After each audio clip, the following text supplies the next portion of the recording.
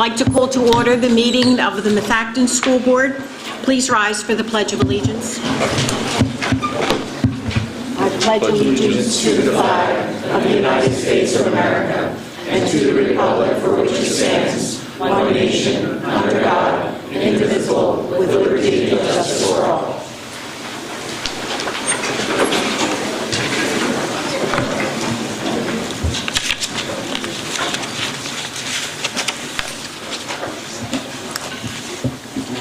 Before I read the certificate of election, I have a couple of comments I'd like to make. There have been questions about the recent process of appointing Scott Dorn to the school board and why. But first about the board itself. Where is Methacton School Board at this time? The board, which ended today, has achieved many things of which they can be rightly proud. I won't list them now because this is a special night for others. We are on the verge of seating 5 new board members. They bring youth, vitality, enthusiasm, and ideas. They, as others do, also bring commitment to the success of the district. I welcome each of them. With the recent election, it is likely that there are people in the community who have particular expectations for these new board members, perhaps focused and high expectations. This is a huge burden for these board members. I would remind those community members that a school district is a government entity, and as a result, it is bound by many rules, and it is subject to much scrutiny. Now about the appointment of Mr. Dorn. When Board President Christian Nascimento resigned, I was greatly concerned. His background, his knowledge, and his ability to lead the board were a constant source of strength for the board. With his resignation, if immediate action wasn't taken, a new board would then have 3 experienced board members, 5 brand new board members, and 1 vacancy. I had 2 primary concerns. First, it was my view that the board desperately needed at least 1 more person who could, through his or her experience and knowledge, be another sage voice at the table.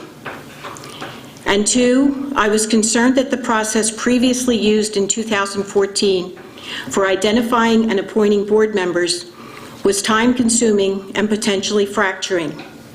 It did achieve an excellent result, but only due to significant efforts by many experienced board members. Recognizing my responsibility as Vice President, I determined very quickly that we should identify a candidate with the background, skill, and personality to appoint. Then we needed to schedule a meeting as soon as possible. You've already heard the details of how we held that meeting on December 1st. By reaching out individually to the other members of the board, I was able to determine quickly that they were supportive of appointing Scott Dorn, who was a fine candidate. That is what happened, and I take complete responsibility for arranging for it. It is my hope that we can now move on to the significant issues that the board faces today. But we start with the very happy circumstance of seating our new members and beginning work together. I look forward to proceeding in a spirit of collaboration and cooperation.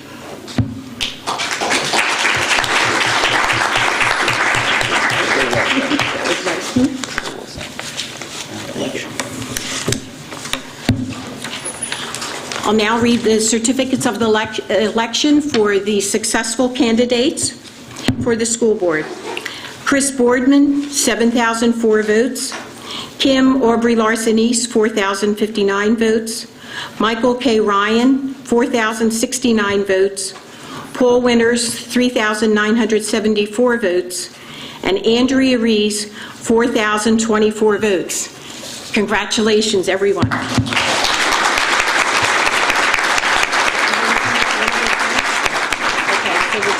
In this order? Do it in the agenda order. Okay. So we will do the swearing in the same order that it is on the agenda. So the first person is Kim Aubrey Larson-East. If you want to bring family down, we can do that. Okay. Bring your family. And if you'd like to bring any members of your family to stand with you, that would be fine. Somebody hold the Bible for you. Bible right here. Yeah. Bible right here. Does you want to use the Bible? Ashley. Ashley?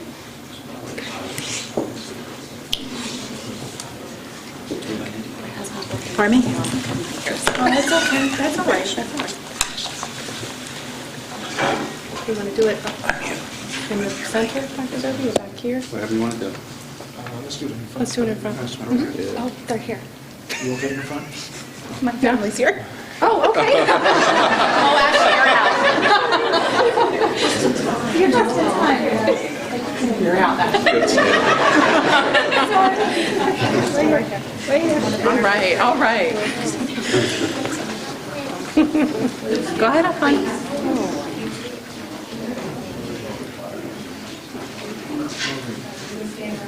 I love it. We'll have you place your left hand on the Bible. And we'll raise your right hand. And we'll repeat everything.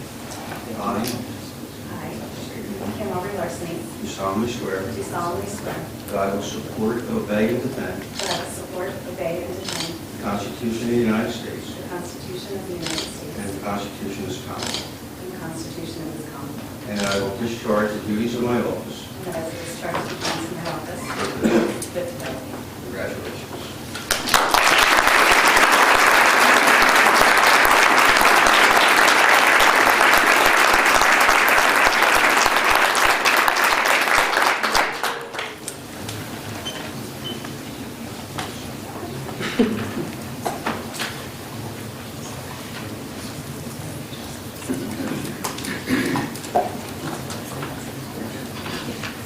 Look, if anybody else needs a Bible holder, so he's good.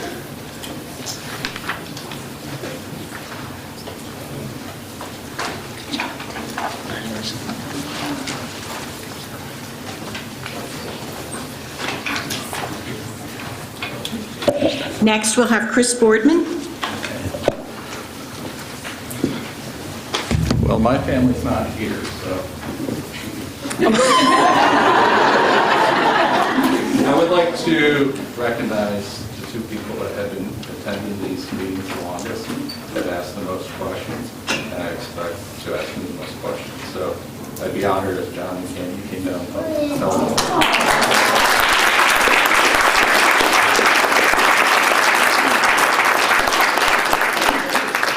In about a half hour, you can start asking me questions.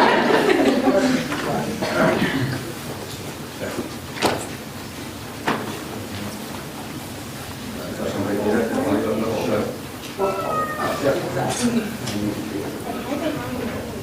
I, Chris Boardman, do solemnly swear Do solemnly swear that I will support, obey, and defend I will support, obey, and defend the Constitution of the United States the Constitution of the United States and the Constitution of this Commonwealth, and the Constitution of this Commonwealth, and that I will discharge the duties of my office and I will discharge the duties of my office with fidelity. with fidelity. Congratulations. Thank you.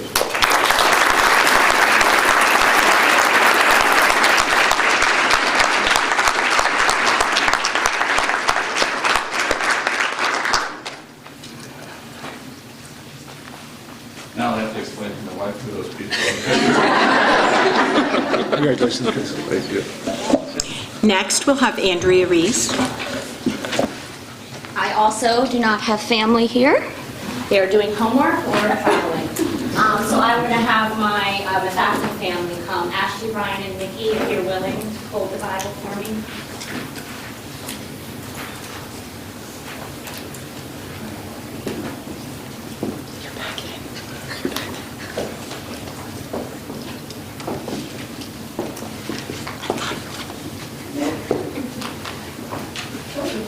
Your height is going to look like Okay, I, I, Andrea Reese, do solemnly swear do solemnly swear that I will support, obey, and defend that I will support, obey, and defend the Constitution of the United the States Constitution of the United States and the Constitution of this Commonwealth, and the Constitution of this Commonwealth, and that I will discharge the duties of my office and I will discharge the duties of my office with fidelity. with fidelity. Congratulations. Thank you.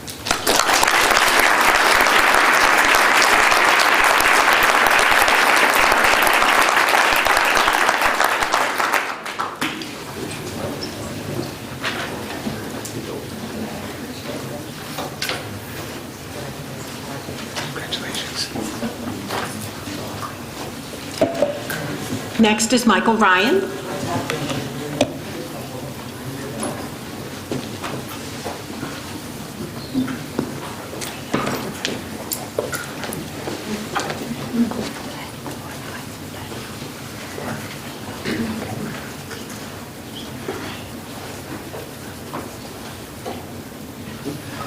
Right, right.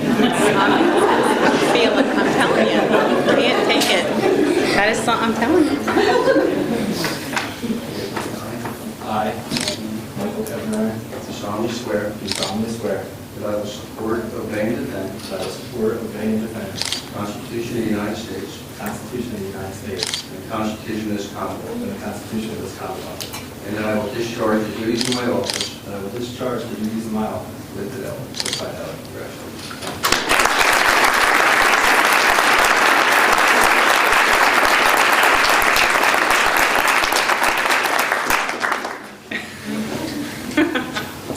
Good job.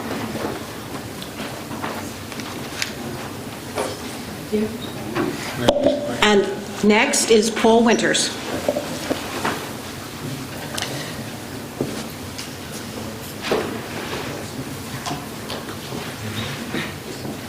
This guy's dressed for the occasion. Yeah.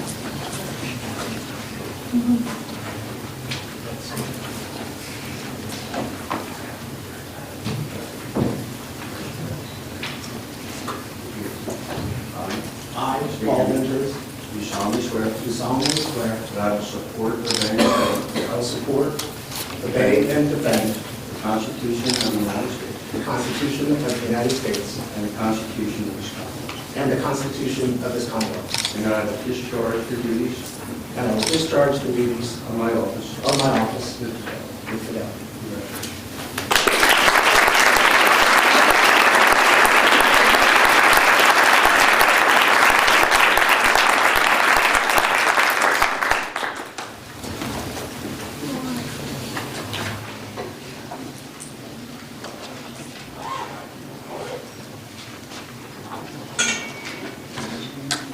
Congratulations. Okay, my pleasure. Thank you so much. I appreciate it.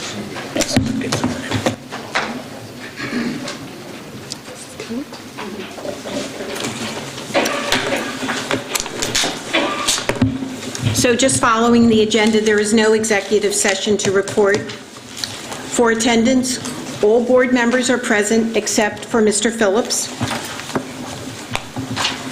And so we have several meetings tonight, and our first meeting is on the reorganization of the board. Is there any public comment on the agenda items for the reorganization of the board?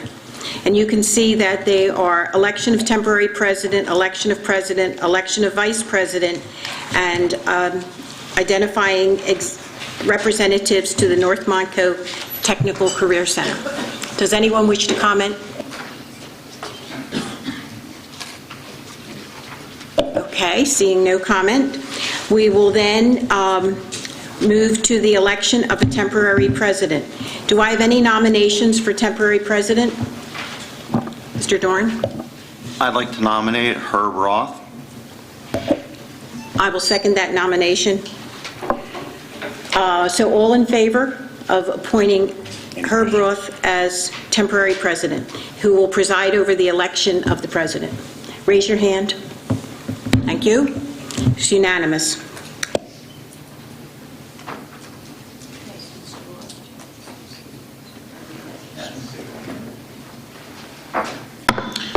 Good evening, everybody. The first order of business is to ask for nominations for the role of president. Would someone like to make a nomination for the role of president, please?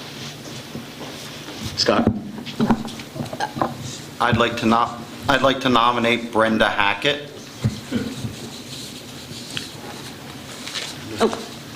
Andrea? Am I allowed to make my nomination now? I thought I had to wait. Second. Yeah, that's why, yeah. Okay, do we have a second to that? I'll second that. Nominations don't require a second. You can just take the nomination. Can we just, that's what I thought, but I'll second it anyway for Brenda. Andrea? I'm going to make a different nomination. That's fine. I would like to nominate Chris Boardman. Boardman, all right. Since I did take a second for Brenda, I'll take a second for Chris. Kim, okay. Do I have any other nominations for president? I see none. I'd like to have a motion to close the nomination for president. Andrea? Paul? Any other questions or comments from the board regarding the president? I see none. So I will then ask for a vote for the president. For Brenda Hackett, may I please have a vote for Brenda Hackett? All those in favor of Brenda? We have 3 against. Okay. All those in favor of Chris Boardman? All right, 5-3. Okay, Chris Boardman is then hereby elected the president. So with the nomination of, hold on a minute, I messed this up here. New to this. Chris Boardman, you're the new president. Thank you.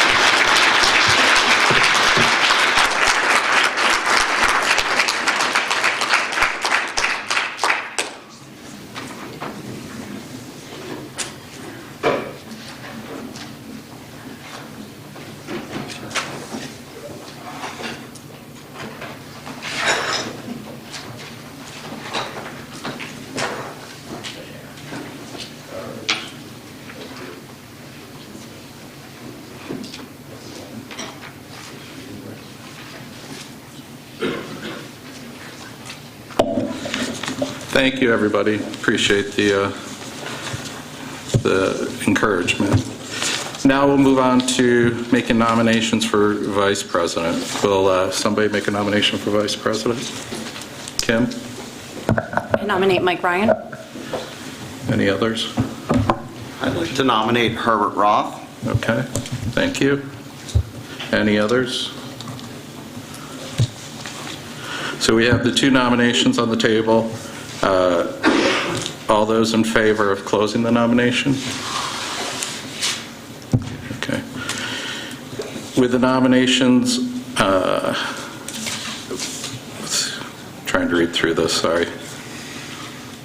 With the nomination of Herb Roth and Michael Ryan on the table, I will call the election at this point. All those in favor of Herb Roth? 3. All those against? 4. All those in favor of Michael Ryan? 5. All those opposed? 3. And that completes it. Michael Ryan will take over. Okay. Michael Ryan will take over as the vice president for the term of 1 year. Congratulations.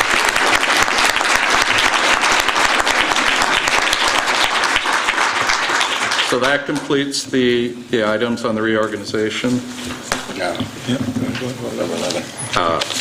Let's move off to the script. Sorry.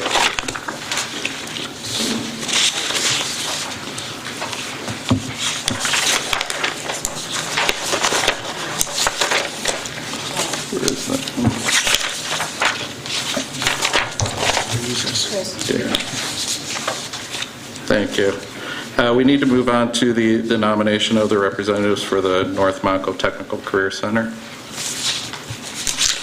Do I have any nominations? We need 2. And we definitely do need 2 for that. They both have expired as of December. For 3-year terms. For the 3-year term. Do I have any nominations for that? Yes, Michael. I'd like to nominate Andrea Reese. Do we need a second on that one? Frank? Okay. Do we have any other nominations for the second position? Jim Phillips.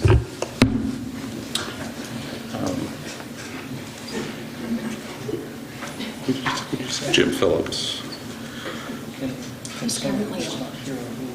He's currently Yeah.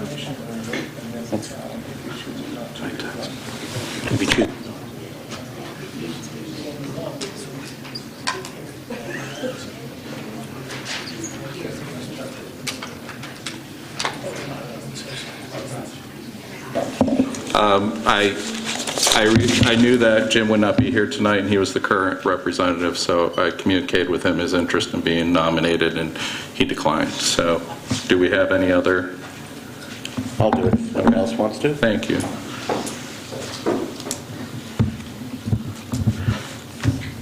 Do we need to do? Seeing that there's no other Yeah. nominations. May I open this up? Second for nomination. May I open this up to discussion if it after the nomination?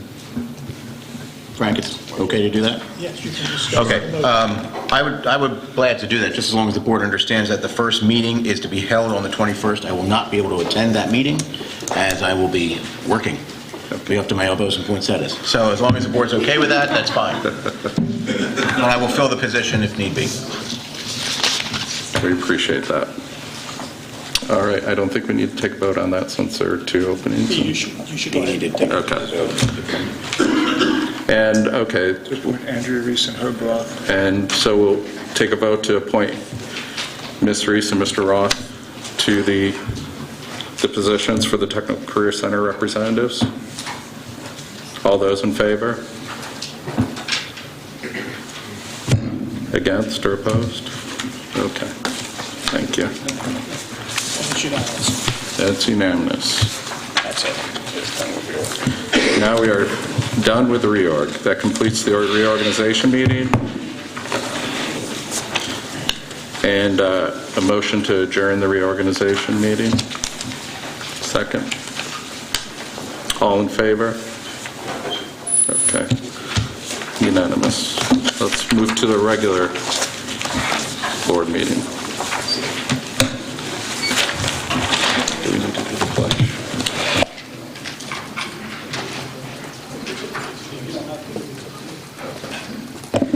We're going to go through the whole thing, call the meeting to order. Everybody please rise for the Pledge of Allegiance. Pledge allegiance to the flag of the United States of America and to the republic for which it stands, one nation, under God, indivisible, with liberty and justice for all.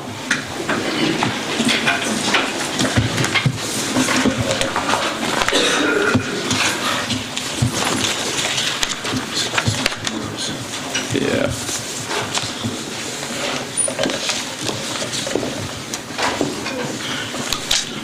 First is announcements and executive session report. There's no executive session report to report on.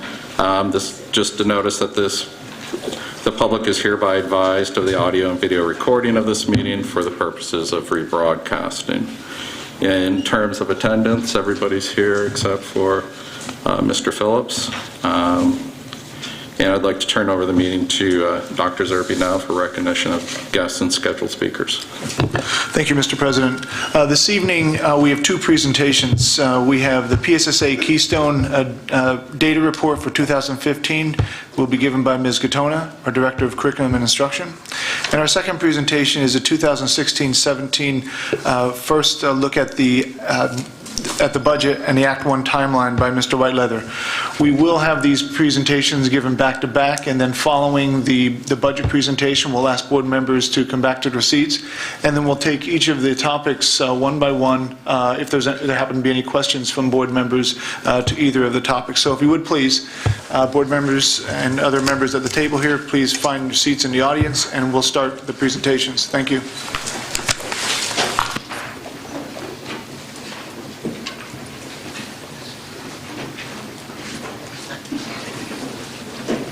Pardon?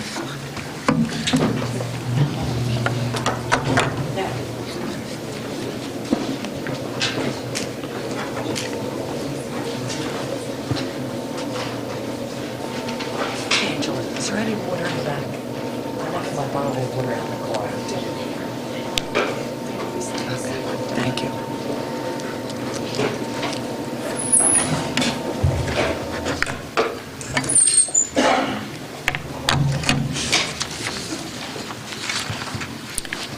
Good evening. This presentation on the state testing data from 2015 was first made to the Education Committee in November. Tonight I will review the information for the whole board, and in the months ahead I will provide updates to you on the progress we are making toward our goals. If you note any questions as I go through the presentation, I will then address those following the budget report. So over the course of the next several slides, I will provide information related to these items. The changes in the PSSA in 2015 and Methacton's results on those tests, the School Performance Profile, or SPP, and as a reminder, this is the vehicle for reporting school performance results, which Pennsylvania began in 2013. I'll give an overview of our Keystone results and also discuss some of the, an overview of the district actions and our next steps. So, as has been said, since the summer, the beginning of the fall, PSSA scores from 2015 cannot be compared to previous years because of the vast differences in the tests. In fact, across Pennsylvania, 2015 has become a baseline for grades 3 through 8, and therefore school performance profiles have not been calculated for schools with these grade levels. We also recognize that in the first point here where it says it's based completely on PA core standards, in previous years, the couple previous years, there were some items from PA core that were field tested. However, this year, the items from the PA core were the complete test, and everything obviously counted toward the final scores. The Secretary of Education, Pedro Rivera, has made this statement about this year's assessments. The more rigorous standards and limited transition timeline have resulted in fewer students scoring advanced or proficient, particularly in mathematics. It is important to note that these results represent a snapshot in time of student progress on a more rigorous assessment. Other states experienced similar results when transitioning to more rigorous, new, more rigorous standards. And so, as we reviewed our Methacton results this year against the state results, this is what we found. Our ELA was generally strong across the board, 80 or above. Math was consistent with trends that we saw in the state, where our earlier grades were higher than our upper grades. And the science, while the science is up here because it was tested, it should be noted that the science did not undergo changes as did the other two areas. And again, clearly we were well above the state average across the board. So what were the changes in the test? If you recall, in previous years, the literacy test for the PSSAs was reading for grades 3 through 8. And during that time, writing was only administered in grades 5 through 8. Now there is an expectation for all students at those grade levels, 3 through 8, to demonstrate proficiency in analytical reading and writing of complex text. That is, text that is generally at a higher level than what the students typically experienced. You'll also note that the test previously was called reading and is now called ELA for English Language Arts. In the area of math, as you can see, reading and writing is also involved in a more complex way. Additionally, at different grade levels, certain shifts or additions in content have been made to the test. For example, in certain grades, questions related to geometry concepts might not have appeared in previous years, but in 2015, those grade levels were responsible for knowing those concepts. So in Methacton, some of the areas that we have initially identified as places that we want to focus more efforts and grow in would be with ELA, writing and text complexity and analysis, This is not surprising, as this was the year that these aspects were introduced, focused on in 2015. In math, the areas of focus reflect the shifts or additions I previously mentioned. And basically, by looking at these areas, they are the ones that, as we think about our curriculum, we think about how we're going to provide professional development and identify appropriate resources, we are keeping these in mind. So some of the ways that we have addressed them so far is by our ongoing alignment of curriculum to the PA core, using diagnostic and benchmark assessments to focus instruction. That is, we want to make sure that we are not just focusing on an end-of-year state test. We want to make sure that we're regularly assessing where our students are in an informal way as well as formal ways. Incorporating supplemental resources to enhance what we use as core resources, providing professional development focused on writing against cross-content areas, and using assessment literacy for building better assessments, and partnering with the MCIU through the Math Design Collaborative. And this is where teachers from different grade levels, right now from 7 and 8, are involved in learning more about the use of formative assessment to inform instruction. And in the upcoming months, we will have some teachers from grades 3 and 4 joining in this as well. These next few slides address our high school SPP and Keystone results. We are proud to see that our high school has earned a 95% on the SPP this year, resulting in a ranking of 6th across the county. As a reminder, the SPP scores are calculated through 3 main areas as identified here. The academic achievement and growth is based on Keystone scores, and at the high school, the indicators, the 10% other indicators, in addition to what you see there, also include areas such as SAT, ACT, PSAT, AP participation, and scores. So some of the highlights that we've noted from our high school's SPP. We've seen increases in our cohort graduation rate and attendance, which is especially notable as these were already over 96%, and we still managed to increase these more. So that's really a testimony to the work that's happening. The advanced students in each tested Keystone increased, and in fact, we saw double-digit increases here in advanced students in biology and in literature. The industry-based competencies overall and advanced students, these would be the tests that our students take at the VOTEC. This shows that our achievement is really covering students from a wide range. With regard to our AP tests, the percentage of students scoring at a 3 or higher increased. And then we also met or exceeded the expectation for closing the achievement gap for all students.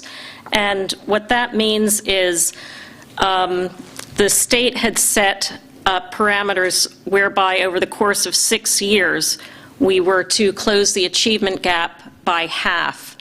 And we now at the high school have 4 years remaining, and we've already exceeded the expectations in biology and literature, and we met the expectation in algebra. Again, this was for students overall. So we're very proud to see that. These are the results that we saw when we looked at our Methacton High School Keystone Proficient and Advanced percentages in comparison with the state. You can see once again that we outperformed the state by quite a large margin in all 3 areas. And again, these are this year's current seniors. So some of the things that we have done at the high school, we've been continuing to do actually. One is to continue providing the Foundations 1 course 3 days per cycle for students who need additional math support. So while they're taking the math that they would be taking, they are also getting additional support as they need that. We continue to implement appropriate intervention strategies in any area.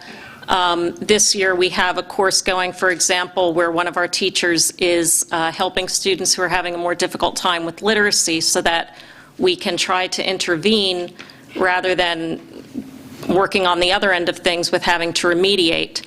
Assessment literacy is something that has been happening at the high school in all content areas since the beginning of the year.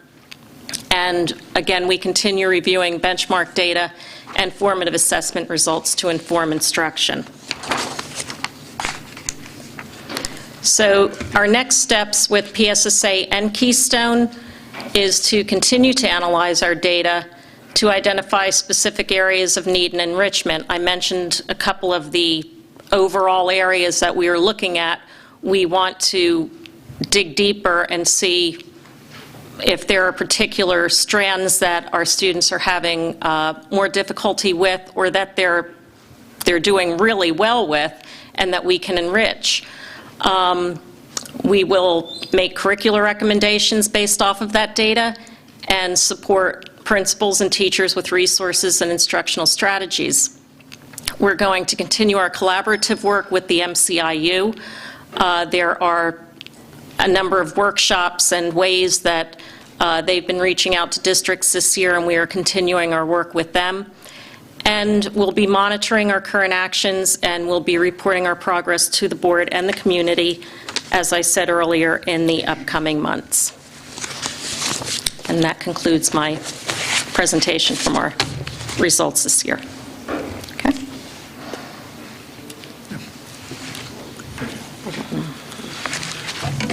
While Mr. Whiteleather is coming forward, I just want to make a few comments. I wouldn't typically want to put two of the biggest and maybe the most important items before a new board seating this evening, talking about taking an already high-achieving school district and putting this data out in front of you for the first moment. So I do apologize. However, we have been putting this off for some time in the midst of other scheduling events, and certainly, last but not least, talking about a budget that supports the great academic and activities and programs here in Methacton School District. So while I apologize up front, I want you to know this is important business, as I know you're aware, and I appreciate your attention to both of these matters.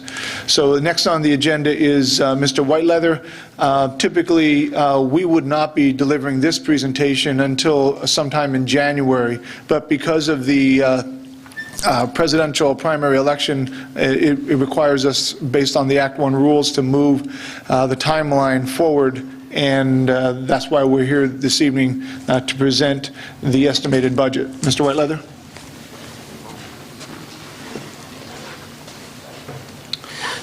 Thank you. I'm going to take a few minutes this evening to go over first draft of the budget, and we'll get started here. Basically, the purpose of tonight's meeting is to go over the primary step in the process. Act 1 requires a number of actions on part of the board in terms of dates and actions necessary relative to preparing and or passing the budget. The initial part of that process is to take one of two paths. I know I've spoken about this at Finance Committee, but for the purpose of the full board and the community, there's one of two actions that the board can take. Those actions are relative to how much real estate taxes can be adjusted depending on one of the two paths that we would take. This is the first and most important decision relative to our preparation of the 2016-17 budget. What do we know as budget unknowns for next year?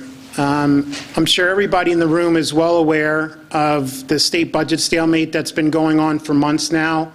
There looked to be a little bit of light at the end of the tunnel over the weekend. However, that fell apart here over the last day or so with state budget passage. Really, at this point, it's unknown where things stand and how that may impact Methacton School District and, frankly, every school district across the Commonwealth. Just to put that in perspective, the state budget represents about 20%, a little less than 20%, but $20 million of our budget. So it is a significant piece of our over operational budget. Obviously, depending upon what would come from the state in terms of real estate, potential real estate tax limitations, there's been discussion of whether or not the Act 1 index would be allowable in future years, whether any tax increase would need to go out to the voters for approval.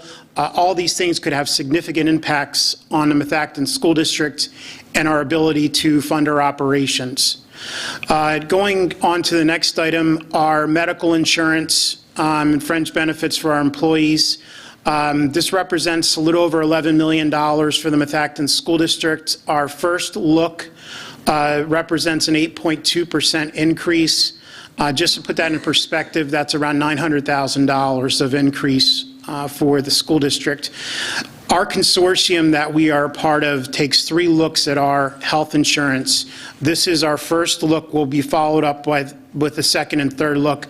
Generally, our final rates are established in the March time frame, just depending upon finalization of claims experience and rate trending through our consultants in the consortium. We are one of 22 school districts in the consortium that's referred to as the Bucks-Montgomery Consortium. Next, we have special education. Obviously, special education represents a very significant part of our budget, as well as a potentially very significant cost impact part of our budget. Depending upon special education move-ins, changing student needs, one student could easily represent $80,000 to $100,000 or more in cost for the school district, and you really don't have in some cases, any prior knowledge of a family moving in with a high-cost special needs child or multiple children. And just to put that in perspective, special education for Methacton represents over $5 million. Charter schools, again, hard one to nail down in terms of how many students leave Methacton School District and enroll in a brick and mortar charter school or a cyber charter school that they would access over a computer. And in this case, we currently spend $1 million on charter school enrollments. And obviously the impact of that moving forward could be significant, just again, depending upon the number of students that would leave Methacton School District and attend a charter school. And real quickly, the way that operates is any student who is within the Methacton School District boundaries can attend a charter school. Once they attend a charter school, the tuition dollars associated with what it costs us to educate a kid goes with that student to that charter school. And it falls into 2 tiers. They could either be a regular education student or a special education student. And the special education student is roughly double the cost of a regular ed in terms of tuition dollars leaving for every student that would go into a charter school. And then lastly, I put on about federal funding. While it's not a significant part of our budget, there is obviously a lot of mandates and regulations that come down through that impact us and school districts across the Commonwealth and across the country as it pertains to funding. Federal funding for us primarily represents Title I, Title II funding for us. And as you can see, it represents a very small part of our overall operation. As I spoke about earlier, there's 2 different options we can go down, and we've spoken about this on a couple of different occasions, both at finance, primarily at finance. But under option 1, which would be stay within our index. The index under Act 1 is established by the state. They pass this information out to every school district across the Commonwealth. Some school district, depending upon the relative wealth of that area, would get an adjusted index. So a urban school district like Reading School District would have a higher base index depending upon the relative wealth of that particular institution. Most of the school districts within Montgomery County are only subject to the base index, which is established and set at 2.4%. If we were to stay and the board would act upon staying within the index, that action would have to take place no later than January 7th, 2016.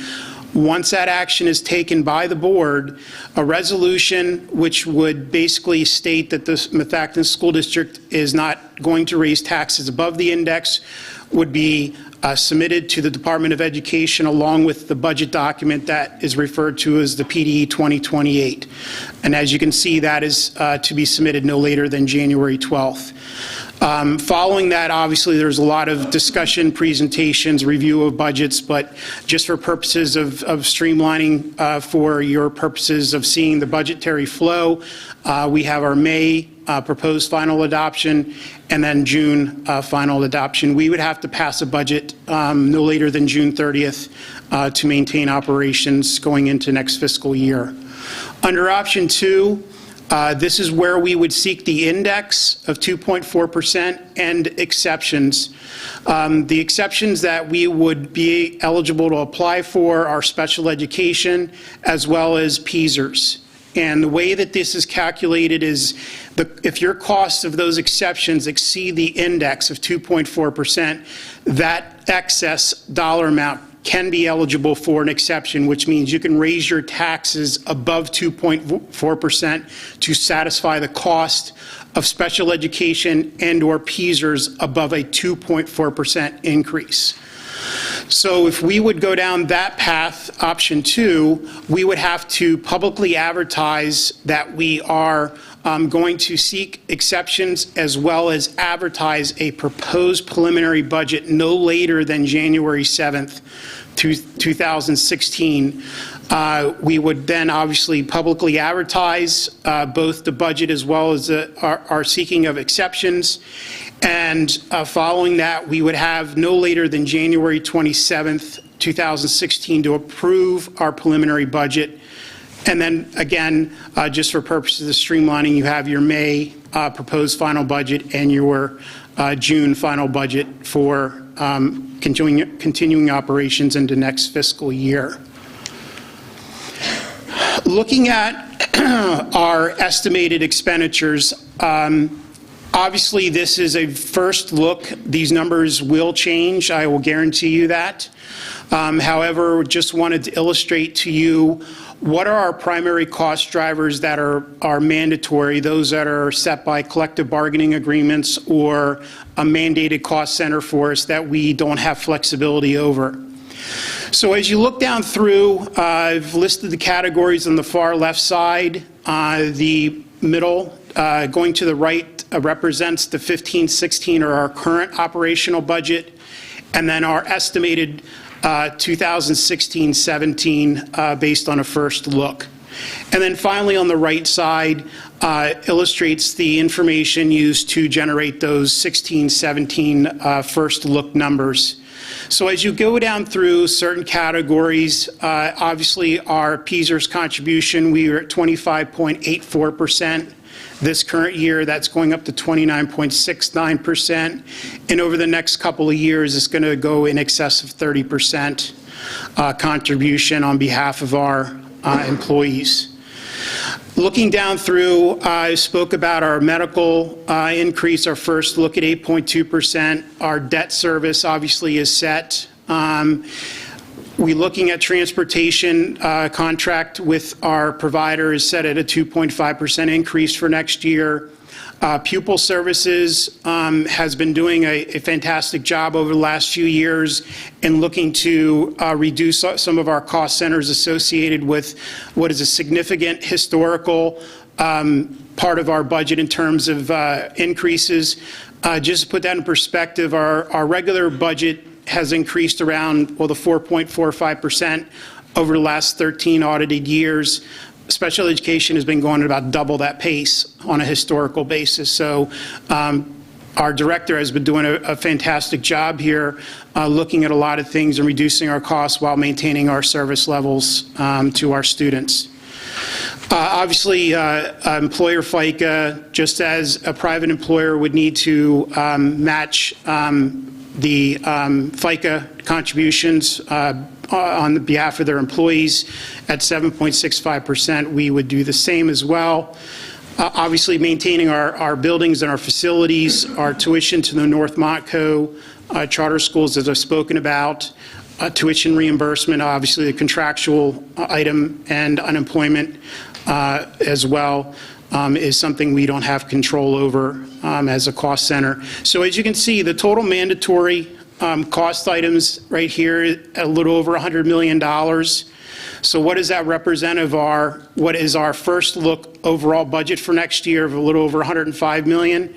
We're about 95% of our budget would be considered mandatory.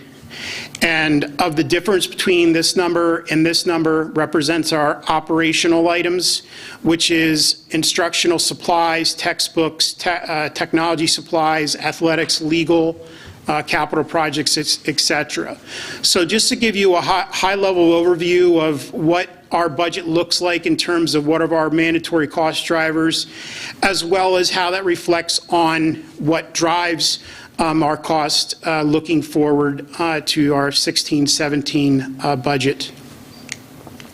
Obviously, those numbers are going to change as we look forward and fine-tune numbers. On the revenue side, broken it down into the major categories that represent each one of our major revenue centers. Local revenues, primarily driven by real estate taxes.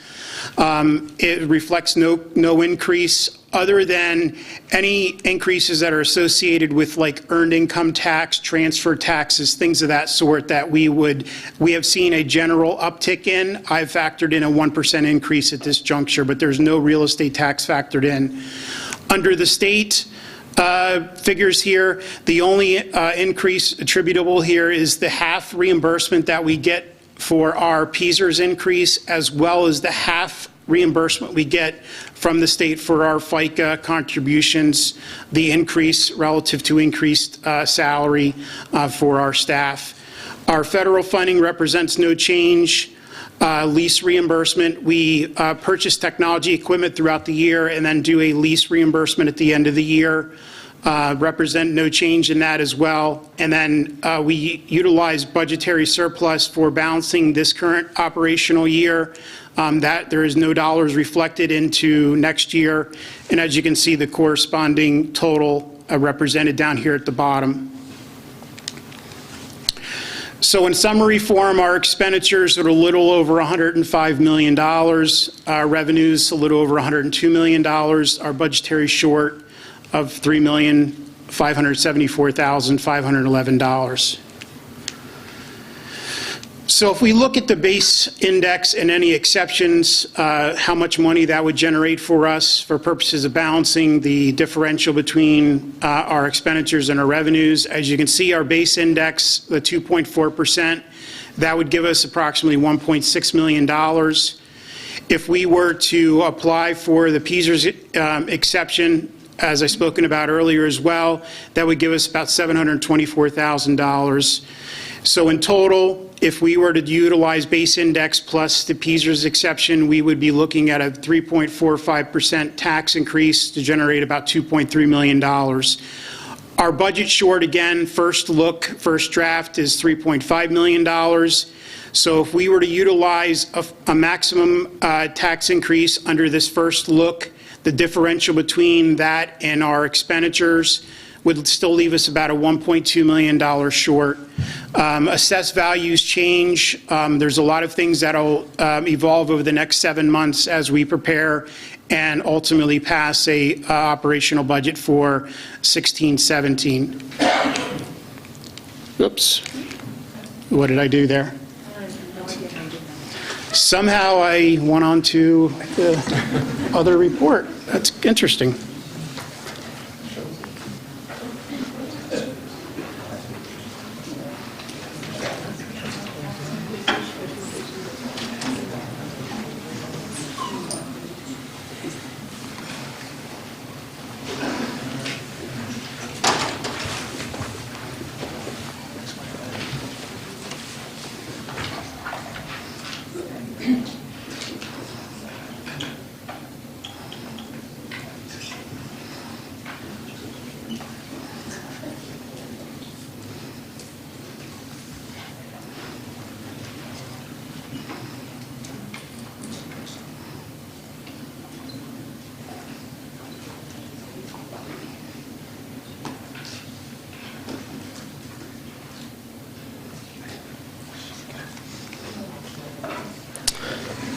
All right.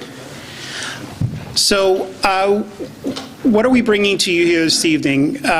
In summary, what we're basically looking at is one of two options as the initial path for administration and the board to look at preparing our next year's budget. As I've spoken about, option one would be to stay within the 2.4% index, or option two would be to utilize the index plus exceptions as we reviewed on the prior slide. Now, just to put this in perspective, if we utilized option one would basically mean we would say have a tax increase from 0 to 2.4%. We could not exceed 2.4% even if we had to, for whatever reason. So that's option one. Option two would be you're applying for the index plus the exception. So what does this mean? This does not mean that you have to raise taxes by the index plus exceptions. Basically, what option two allows you to do is still allows you to raise taxes between 0, 2.4% plus any exceptions. So depending upon what you would need to do, how we would look at operations for next year, what costs would come in, et cetera, option two would basically just give you that additional flexibility of seeking those exceptions to potentially raise your taxes above 2.4%.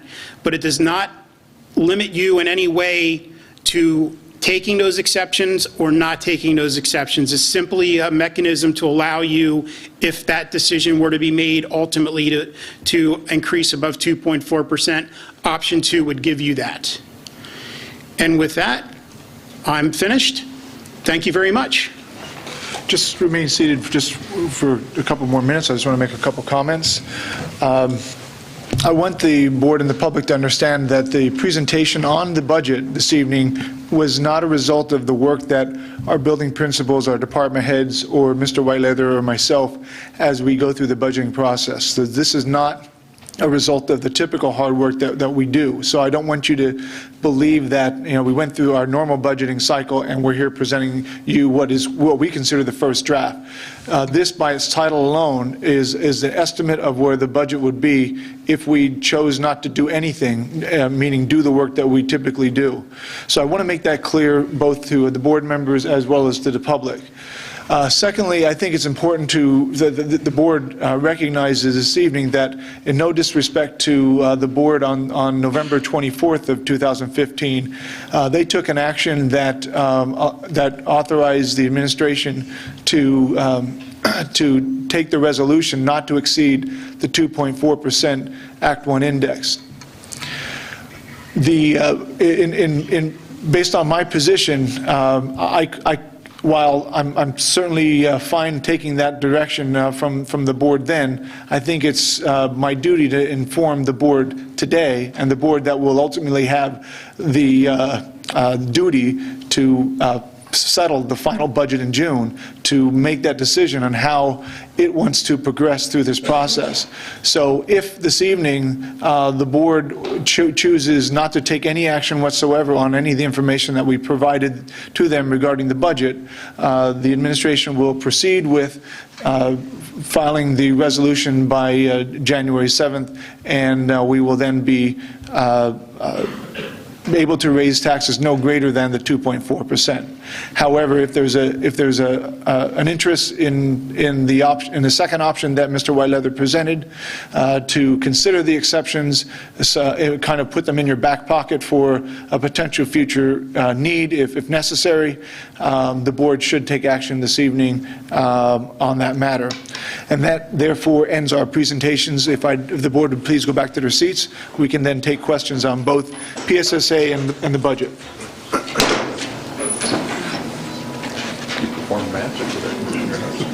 I know, multitasking.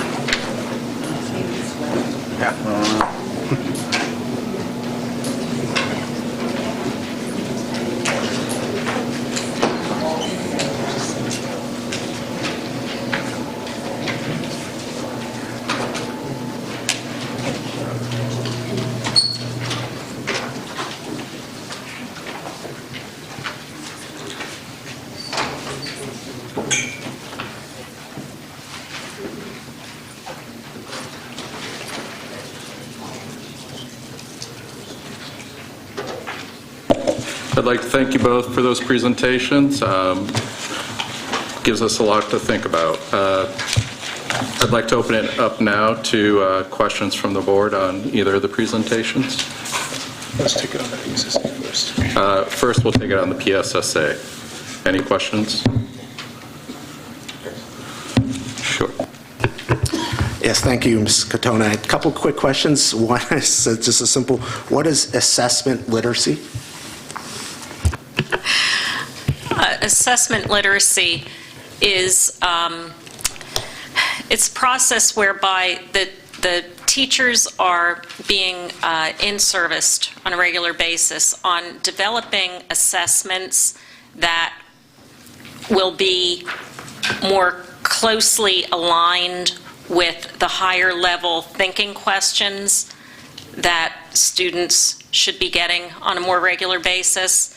And so we actually have someone from the IU working with teachers from both Arcola and the high school on that right now, as they also work toward revitalizing their common assessments. Second question, I asked this at the education meeting, but I'm just curious if there's, when you look at the math scores from 3 to 8, and you look at our scores and you look at the state scores the state scores go from 48 down to 29.8. I assume that the baseline testing for next year will be the same test. They're not changing the test no matter how bad the scores have been in the past year. Yes, the test from this point on should be still based on the PA core.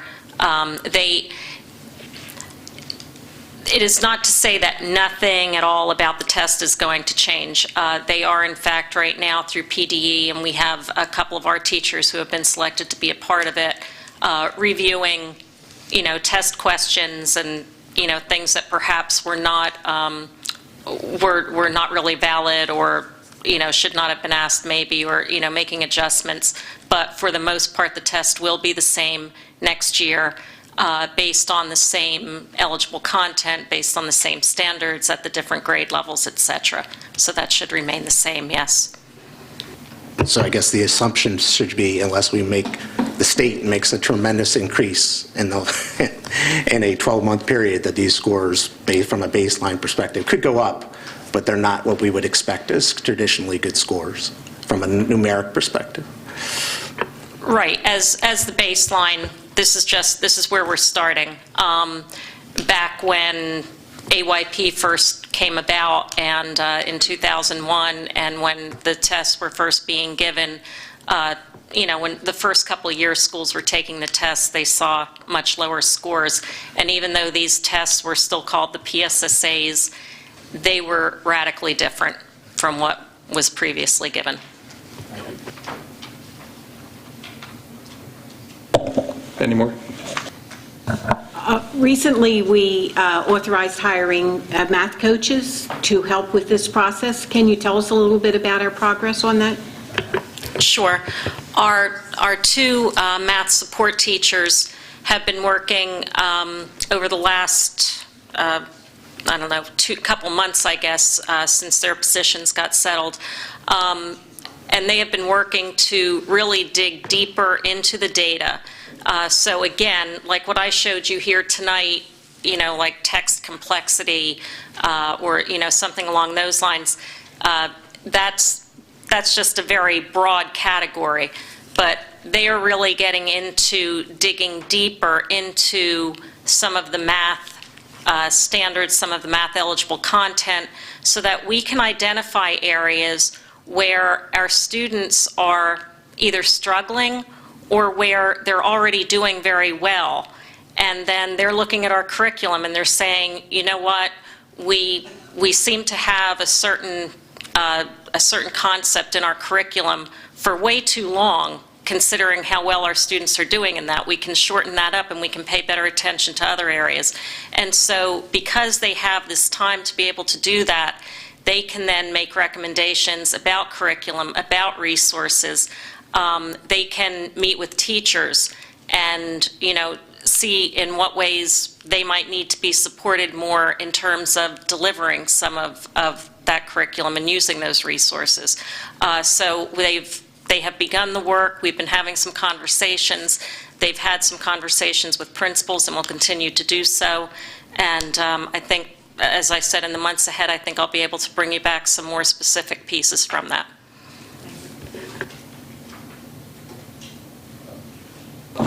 So kind of following on first, thank you for the presentation, and it sounds like there's a lot of analytics this year that you'll be going through, or you are or have been going through.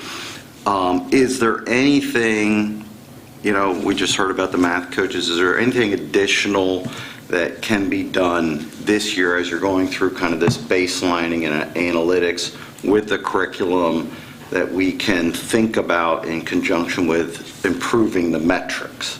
So instead of kind of baselining, how can we have some incremental change, or at least processes that will drive some incremental change in scoring this year when they start taking the tests again in the spring? That's a good question, because we obviously don't want to wait until the spring to do things. And so we have been doing things right along. We began to do more with diagnostic assessment through, for example, the classroom diagnostic tools, where just a couple times a year, teachers can check to see how strong the students are in different pieces of that eligible content that ultimately they'll be tested on. But again, not just for the test, but because our curriculum builds on different concepts as we go through. Prior to the year beginning, the teacher who is serving in that support role for K through 4 in math had worked with a number of teachers to develop more formative assessments so that the teachers could, on a regular basis, and I know the word assessment becomes, kind of like a bad word we don't want to hear, but the regular basis of assessing students is basically knowing where they are at any given moment, so that you know if what you're teaching is what you need to be teaching. So they had developed more formative assessments to go along with the program that they use. That's when I talked about the supplemental resources. That would be one. They also developed ways of doing more with practicing fact fluency with students in math. In ELA, we have purchased a supplemental resource for teachers to use along with the series that they use, so that students get more regular exposure to the type of text complexity and writing that they will be expected to do. And so those are some pieces that we have been focused on. And as we continue to collect data throughout the year, we also communicate that data with principals, with teachers, so that then if we need to make any shifts as we move along, we're able to do so. Okay, thank you. You're welcome. You mentioned both for the ELA section and the math that ELA went from reading to reading and writing, and math also has the inclusion of the writing. And you mentioned that that's part of what you're looking at now. Are we able to tell how much of the struggle in the test scores is to the inclusion of the writing aspect of this, as opposed to just the complexity of the test? Are we able to differentiate at all, in terms of our analytics and, identifying key areas that we need to focus on? That's a good question that I don't know that I can answer that right now. I think, again, at a first glance, we definitely see that. I would say in the ELA, it's certainly a combination of both, because, obviously if the text gets more complex, the students are trying to work through that, and then they have to write about it. And, how do you do that if it's that much more difficult to understand? And in the math, whereas previously they had to, show work for a problem. Again, now the depth to which they need to show that work, the complexity of that, has grown. And so I more than likely it's not it may not be the, the writing itself, but more the complexity. But again, I think as we continue through the data, we may be able to tell more about that. Anyone else, comments, questions? The one observation I saw is it seemed to be very consistent in which grade was the highest and which grade was the lowest, whether it was our school district or the state. There was a lot of consistency there. And I'll be curious to see if that inconsistency across grades is something that they potentially are going to address with revisions to the testing to try to even that out. Because it's not just our school, it looks like it's the whole state, right? Okay, any more questions? Thank you. Now we'll move on to board questions related to the second presentation, the budget presentation. Yeah. Mr. Whiteleather, when you were talking about the taking the exceptions, it was towards the end of your presentations, you mentioned the base index and the PISA's exception, but you did not mention the special ed exception. Is that because we don't qualify? That's correct. Based upon the initial look at our special education budget, we would not qualify for an exception leading into 16-17. And the way the special education exception is based upon the prior two audited years of financials, whereas the PISA's exception is based upon your projected salaries moving forward times the contribution rate. So we would not be eligible on the initial look of based upon our special education costs the prior 2 years. So we would not qualify for that exception.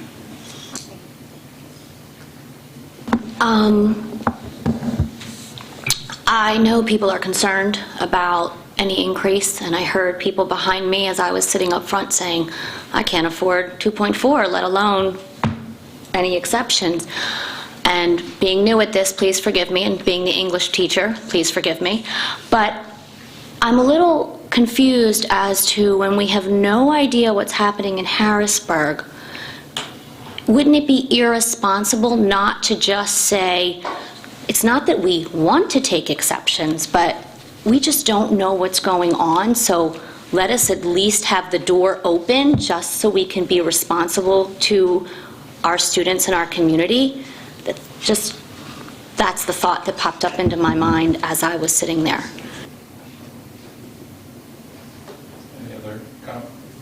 Any other comments or questions? Yes.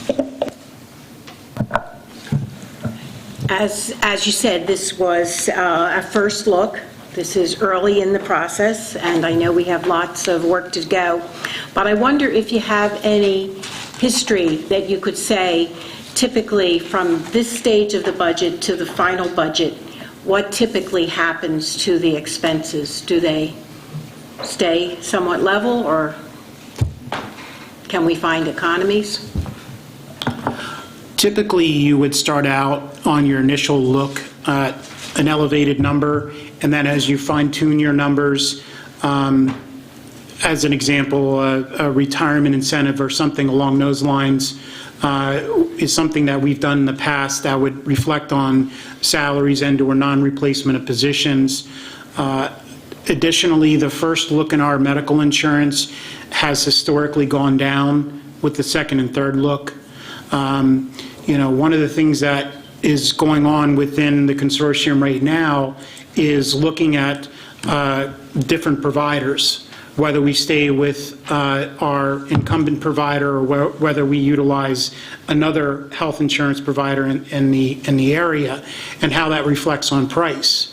I was at a meeting today, and one of the things based upon that discussion was the potential of a significant dollars back to the entire consortium. How that it distributes back to each individual entity is obviously going to be impactful to a greater or lesser degree depending upon how those numbers finalize.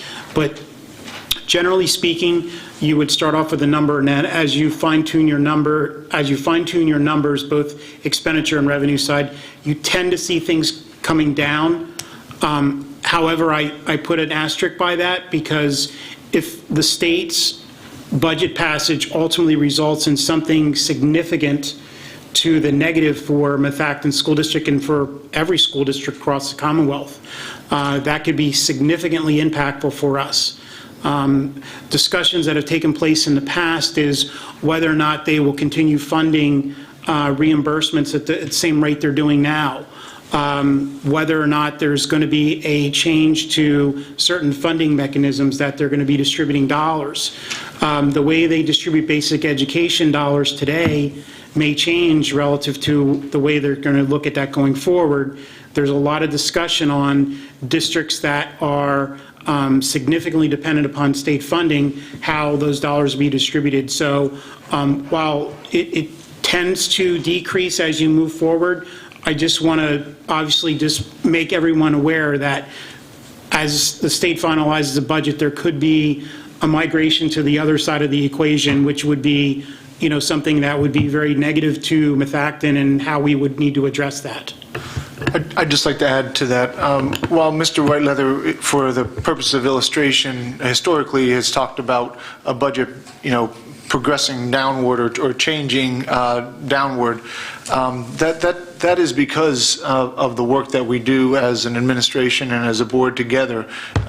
So while it may appear that that's what we do historically, it must be said that when we put these budgets together and we meet with our principals and department heads, it's really a matter of getting from the initial point of this is what we need to run our programs and provide our services to what are we going to put off for future years. Or what are we going to put, you know, what aren't we going to do when we know we should do this, but we can't because we can't afford to. So I just, you know, while Mr. Whiteleather has a simple illustration of what happens over the period of the budgeting cycle, please don't be fooled by the process. It's not as simple as this will just continue to happen again. And certainly, as you're well aware, for those of you that have been watching the process for some time and those of you that have been involved in the process, while a new number may surface by June 30th, that's you know, more in line with what we, you know, what we as an organization feel is appropriate given all the things we need to consider.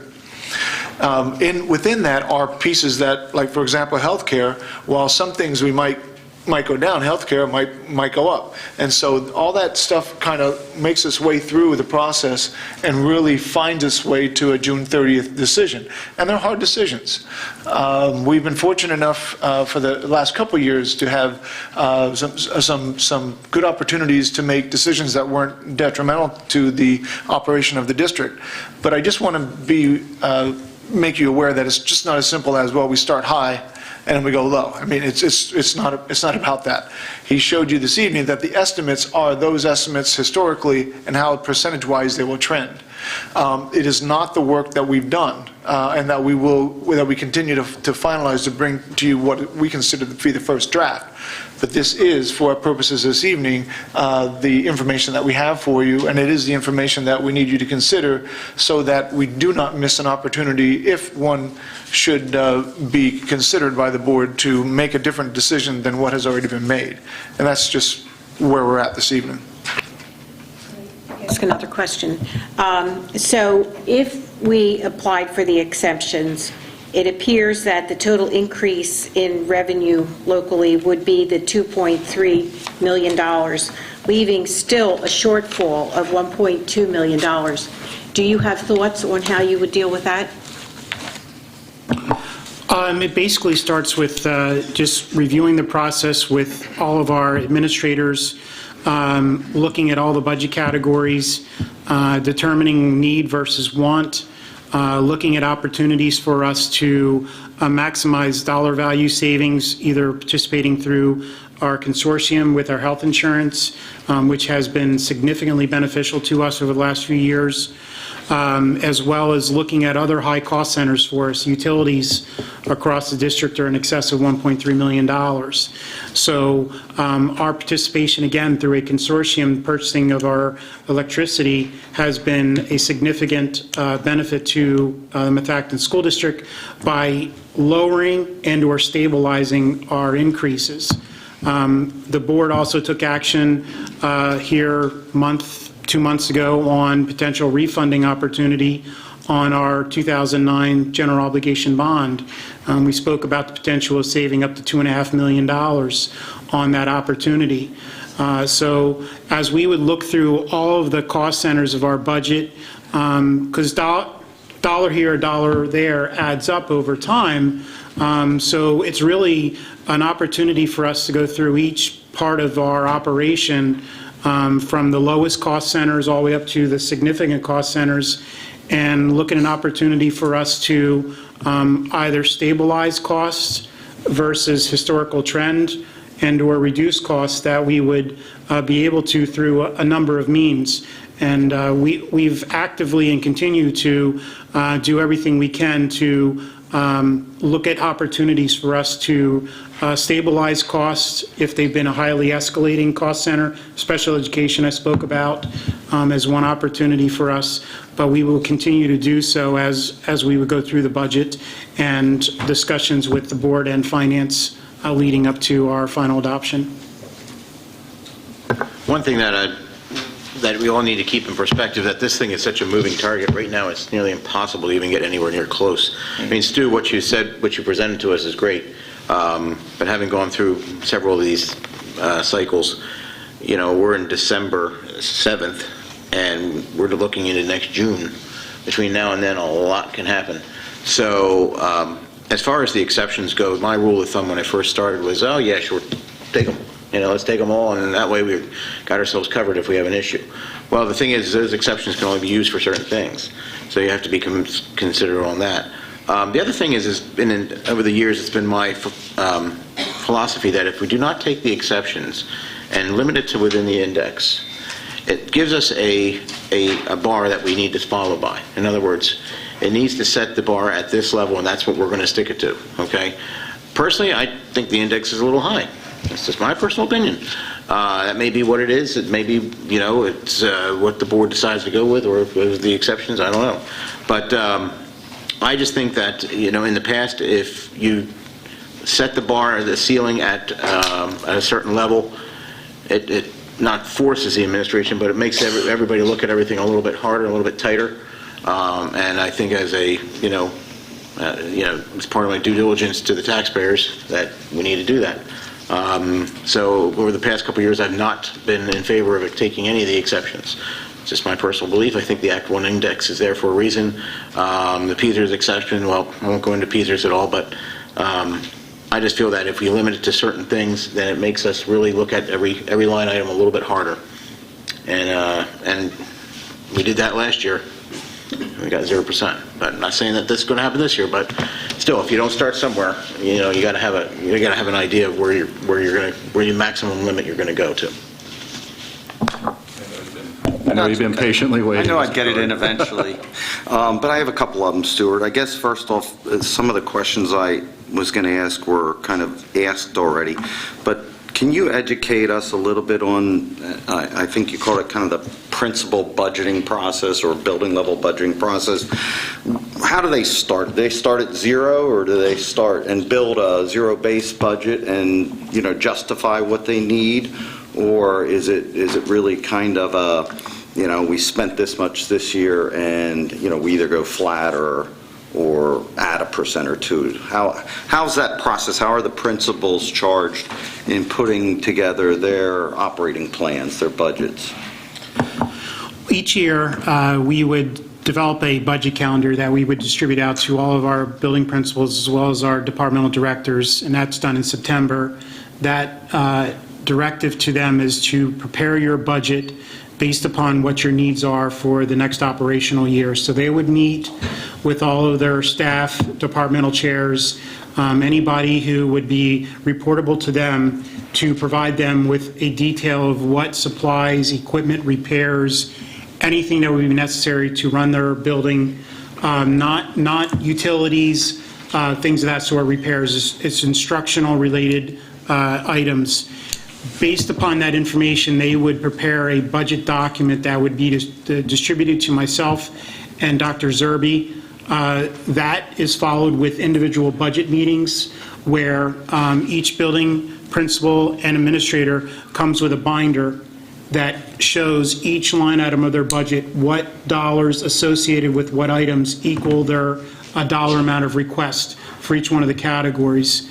You have different categories of a building budget. You have regular instructional classroom supplies, library supplies, you have nursing supplies and equipment. So those different categories, each one is operated in the sense that provide me with a listing of what you want, what are the dollars associated with those items.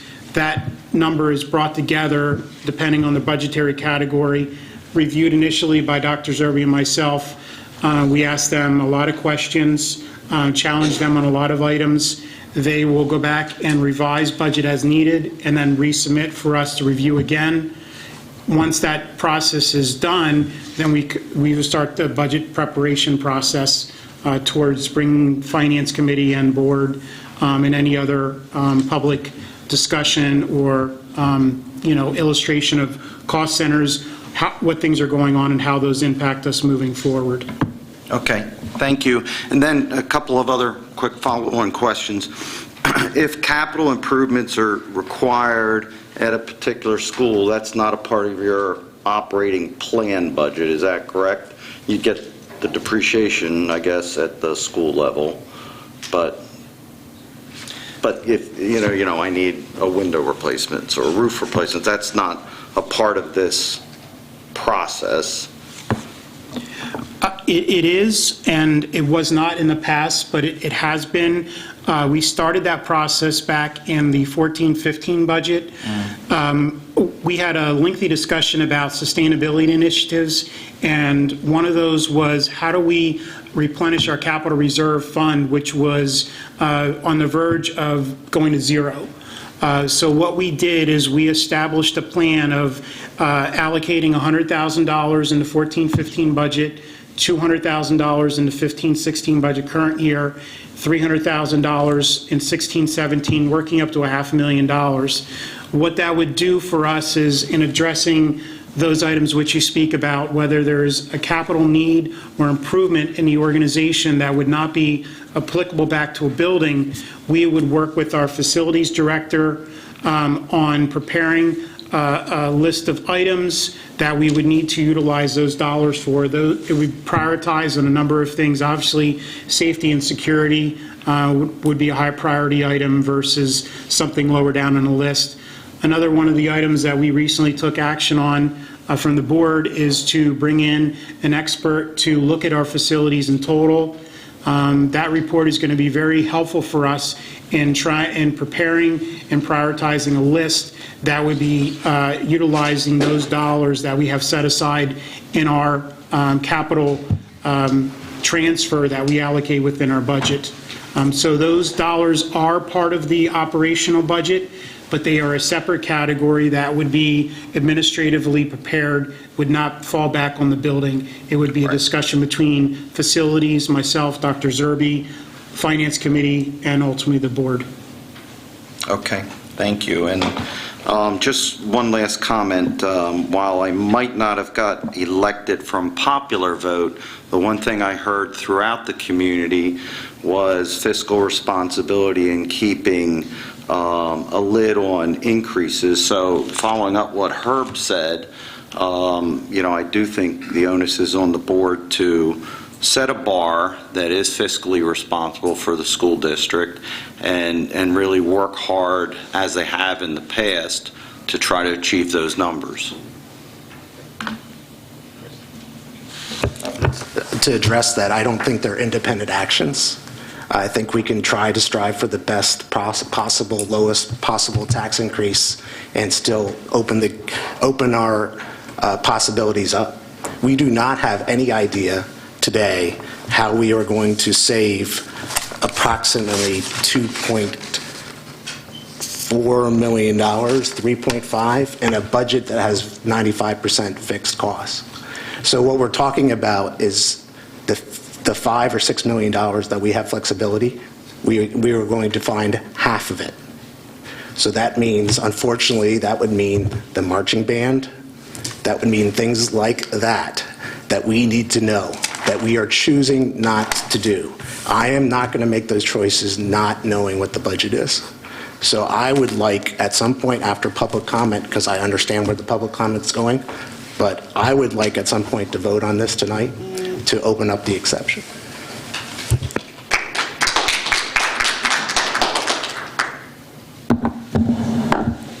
Kind of going along with what Paul was saying. So if we just look at some of the biggest things here, so salaries, we're looking at about $1.2 million increase going into next year. PSERS, if we netted out about another $1 million, and then we have a prior year shortage from last year of about $835,000. Okay, so we're looking at about $3.5 million in just those three line items alone, right? If we don't take the exception, we get about $1.6 million from the 2.4, the full 2.4. So we're looking at $2 million that we would have to find in cuts. And as Paul was saying, it's $2 million out of, basically you're looking at your operational budget. You know, that's what we're calling the non-mandatory part. There have been talk about a zero-based budget in the past, and, you know, how do we get there? What does it look like? Do we know what $2 million worth of cuts would look like to this district? You know, has there been a prioritized list in the past? I mean, I'll call on some of the history of the people who have been on this board to see this. Do we know what we're willing to compromise on? You know, what's the first thing that's going to come off the list? Do we have it like, you know, a targeted list of, all right, if we need to make cuts, what's coming first? I mean, $2 million out of about $5 million is a substantial cut to this district.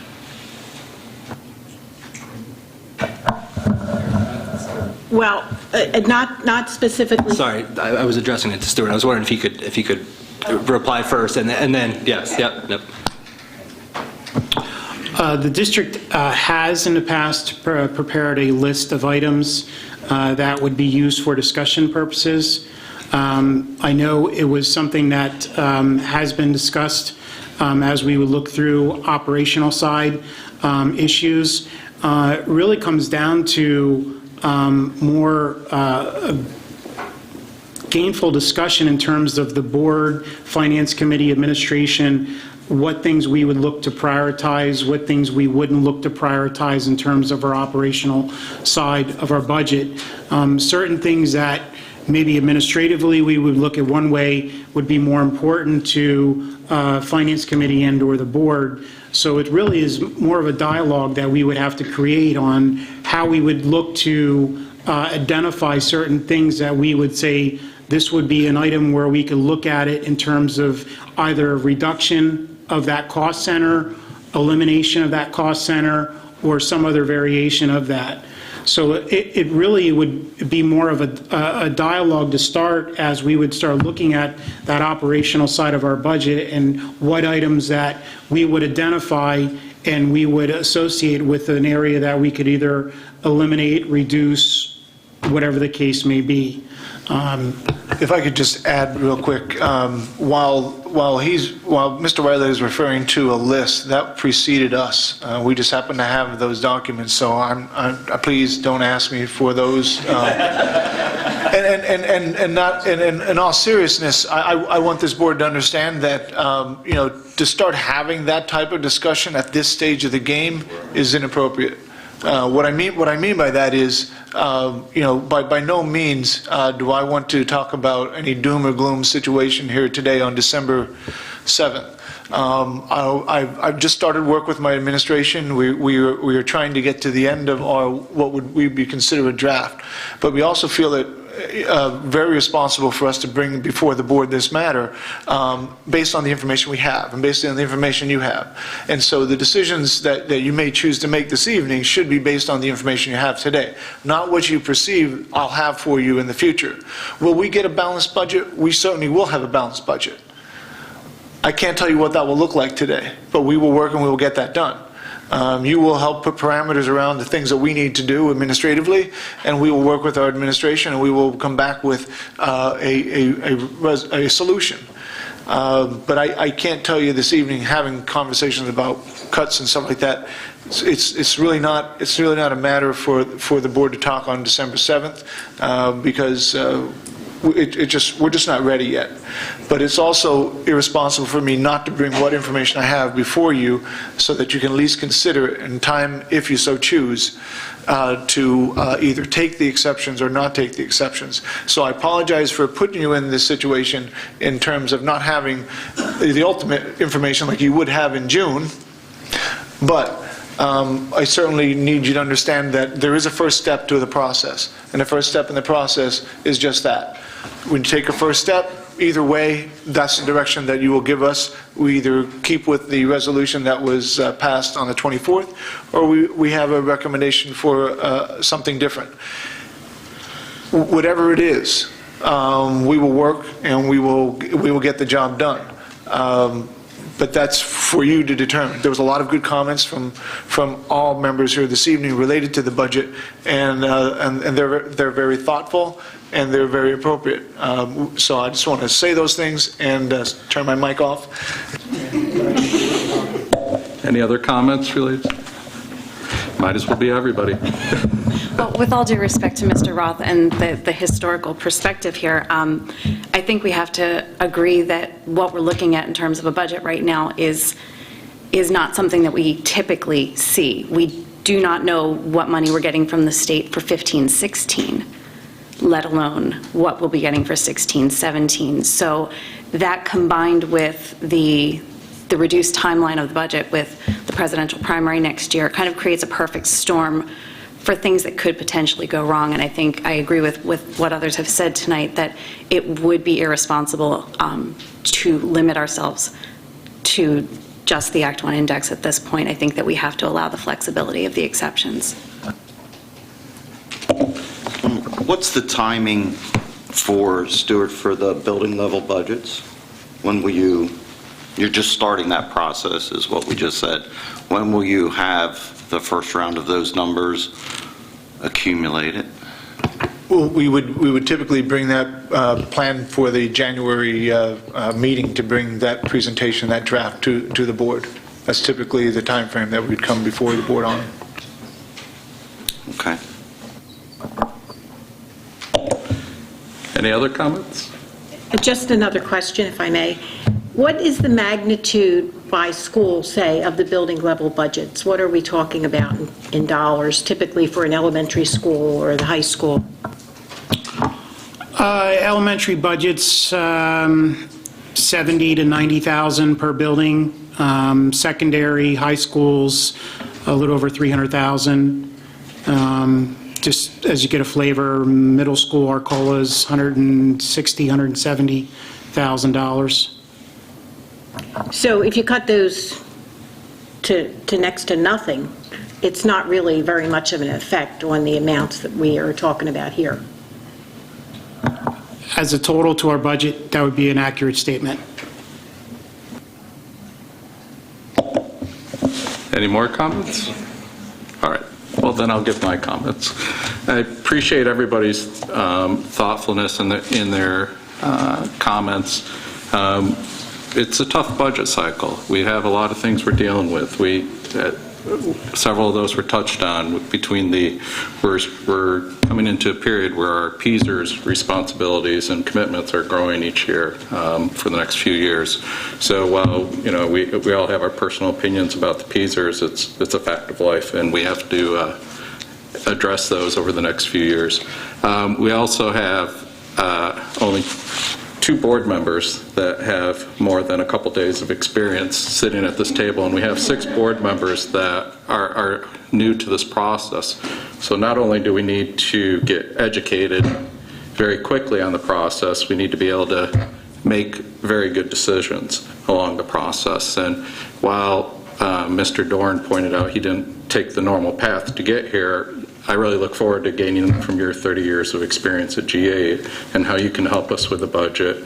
I know you focused on certain areas around properties and all that, but across the budget and bringing that in. So with the level of kind of newness to this board and the big hurdles ahead of us, I think at the appropriate time in the new business area, we'd like to entertain the rescinding the Act 1 and going for the exceptions. So we'll address that at that time. but I appreciate everybody's comments on this, and I think we all want to create the best budget we can for our school district and also for our broader community. Now, if we move on to the next portion of it, is really the public comment on the action items.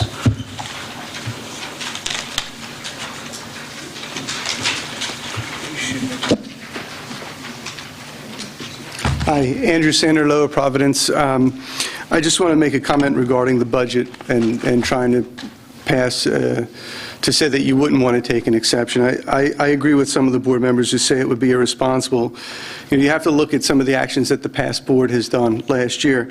We're basically started in an $800,000 hole because we borrowed an $800,000 surplus from the prior year to work operationally. So you have to find $800,000 off the bat. And another problem is that many other districts reserve for PEASers.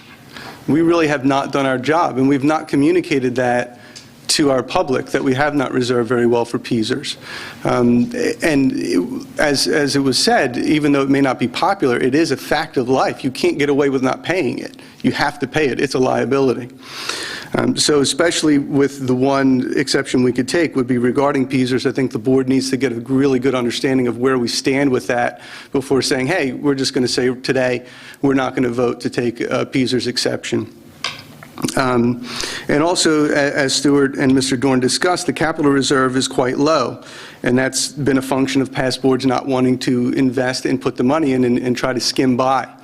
And, there's a plan in place, and it would be a shame to cut that plan that is in place to try to rebuild that reserve. It's a really important reserve to have. I went through the process last year a little bit. I think that you will see ups and downs from what Stuart does, and they will be able to find some savings, hopefully in the major operational area as well as in the 5% that you have room. But again, by not taking the exception doesn't mean you are going to use the exception. Thank you. Thank you for your comment. Anyone else? Okay, let's move on.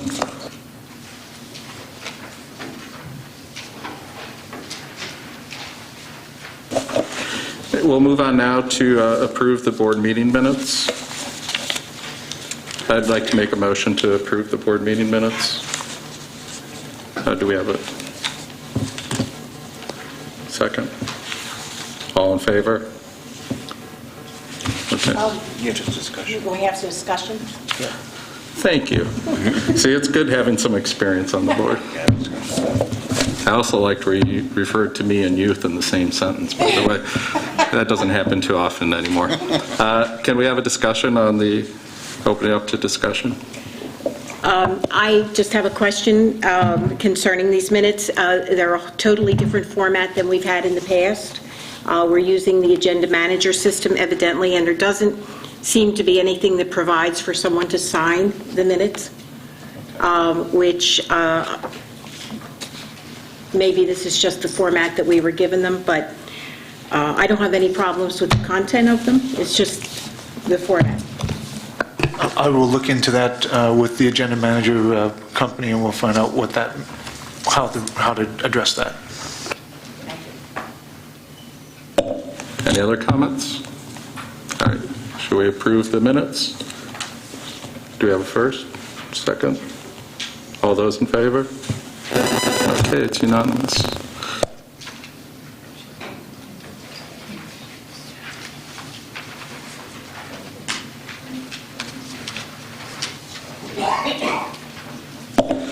Under fiscal items, there's no list of bills. That will be provided at the January meeting, as well as the treasurer report.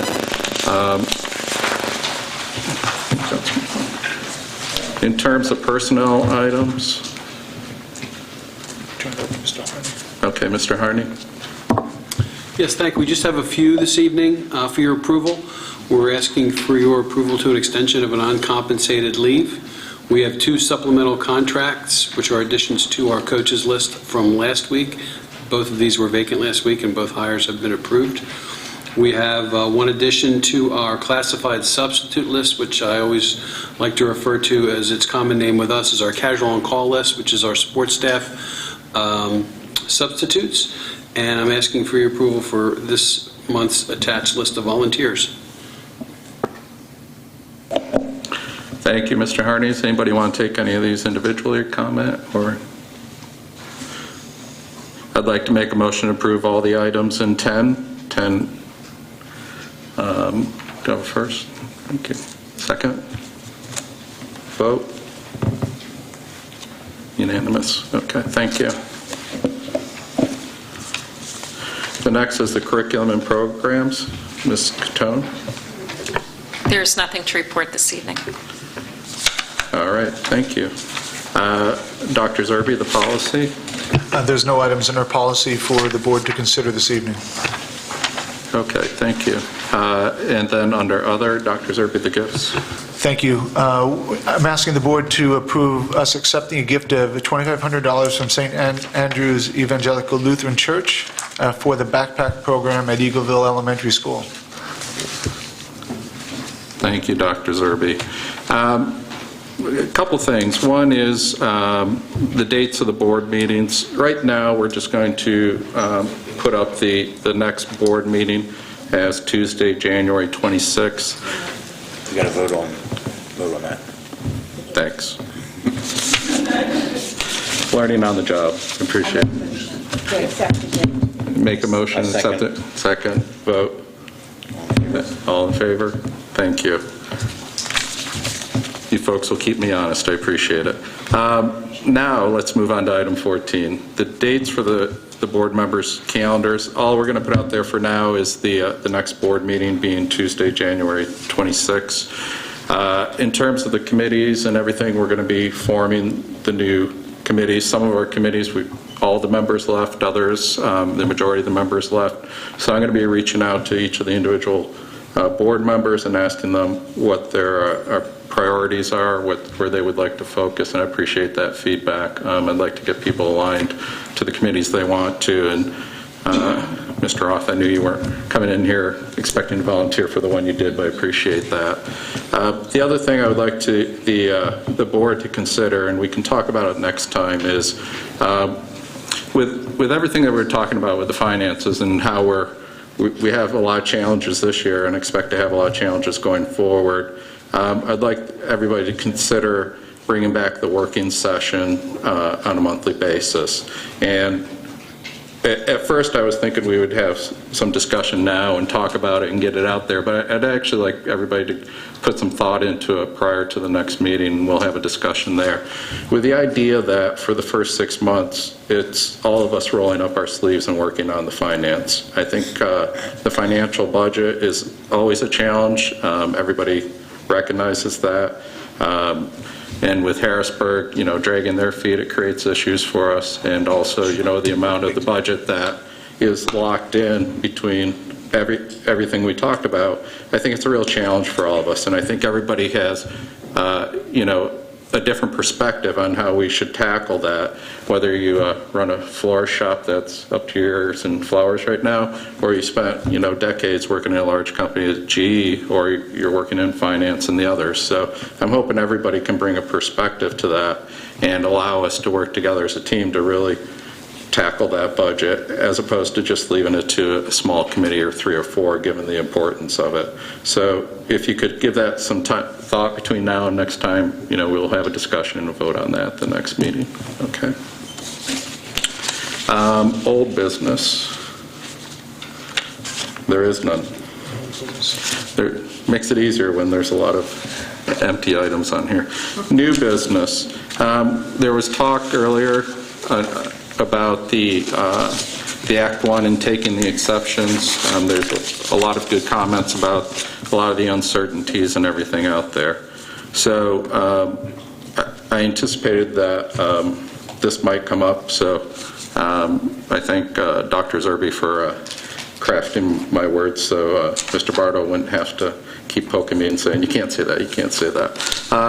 So this evening, I'll entertain a motion from the board to rescind the November 24th approval, accepting a resolution to stay within the Act 1 index, and to approve the administration to advertise under Act 1 rules to seek exceptions above the Act 1 index. And whereas pursuant to Act 1, the Pennsylvania Department of Education publishes an index percent applicable to the school district. The school real estate tax increase for the next fiscal year is limited to the index percent unless the proposed tax rate is approved by the voters pursuant to a referendum or a district qualifies for an Act 1 exception. As a result of special circumstances covered by Act 1 referendum exception, the tax percent increase above the index is required to balance the district budget for the next fiscal year. Methacton School District intends to seek approval for the PDE as required by Act 1 for exceptions, allowing increases of the real estate tax as reflected in the preliminary budget. May I have a motion on this matter? Second? Discussion. Then discussion. You have to open it up to that.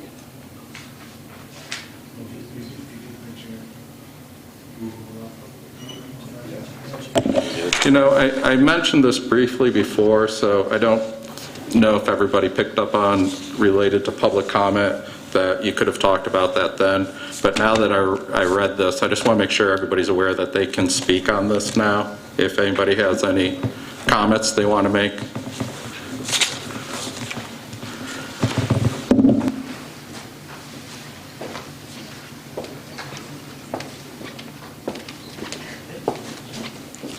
Brian Earnshaw, Lower Providence. Regarding this vote, to be consistent with what I said on the other two that happened on November 24th, this was not on the agenda. So if you're not here, as I said before, you have no chance to comment on this. You don't have to vote on this tonight. I realize time is short, holidays are coming, but I think you have at least 3, if not 4 weeks before a notice would have to be sent to the newspaper for publication. You can always call a special meeting to vote on this. A special meeting was called to appoint Mr. Dorn. I think that's a better approach. Not saying you have to not to do the exceptions, but you've got weeks to look at this, take a look at the budget. Ms. Hackett read off a list of things that could benefit the budget. We don't know if they're considered in there. There was talk of additional money from Shannondale, potentially positive settlement on that litigation, and a list of like 5 or 6 other items that were not mentioned. I don't know if they're in the budget. You talked about doing an escrow account for the turf fields. Is that in the budget? So I would just ask, take these 3 weeks, if not 4, have Mr. Whiteleather, Dr. Zerby, the administration, look at the budget, see what you can come up with. If you can get within reasonable distance of the Act 1 index, cap it at the Act 1 index. If it looks like there's no hope at this point, go for the exceptions. Something to consider. Thanks. Thank you, Mr. Earnshaw.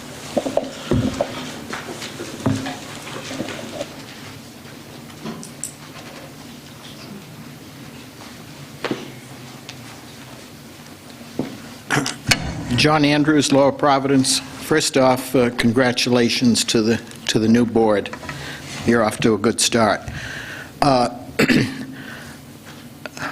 this motion, I would second Brian Earnshaw's thoughts that we don't have 7 months for the budget. It's usually settled out the middle of June, and that's 6 months. And with regard to the exceptions, yes, I think you should go for those, but also you need to put on the green eye shade and look carefully at the numbers. It seems like every year the mandated percentage of the budget goes up and up. This year, I think the number was 95%. And you know, if you need 3% more money, that's 60% of the non-mandated part of it. So, you know, that's not the solution. I've spoken to the board a number of times about high school teachers, where I've done studies that indicate that with perfect scheduling, several years ago you could claim 20 excess teachers. And as part of Mr. Thompson's studies, he indicated that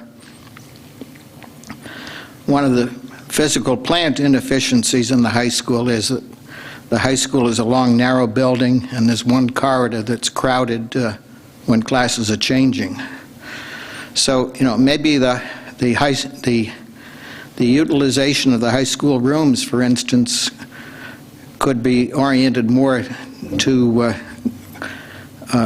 different grades being in different parts of the building for, let's say, English classes, whereas, I believe that right now all the English classes are in one place, whether you're a freshman, sophomore, junior, or senior. And, maybe if English classes were in 4 different places, one per grade level, that there would be efficiencies there without impact on academic performance. So, I think that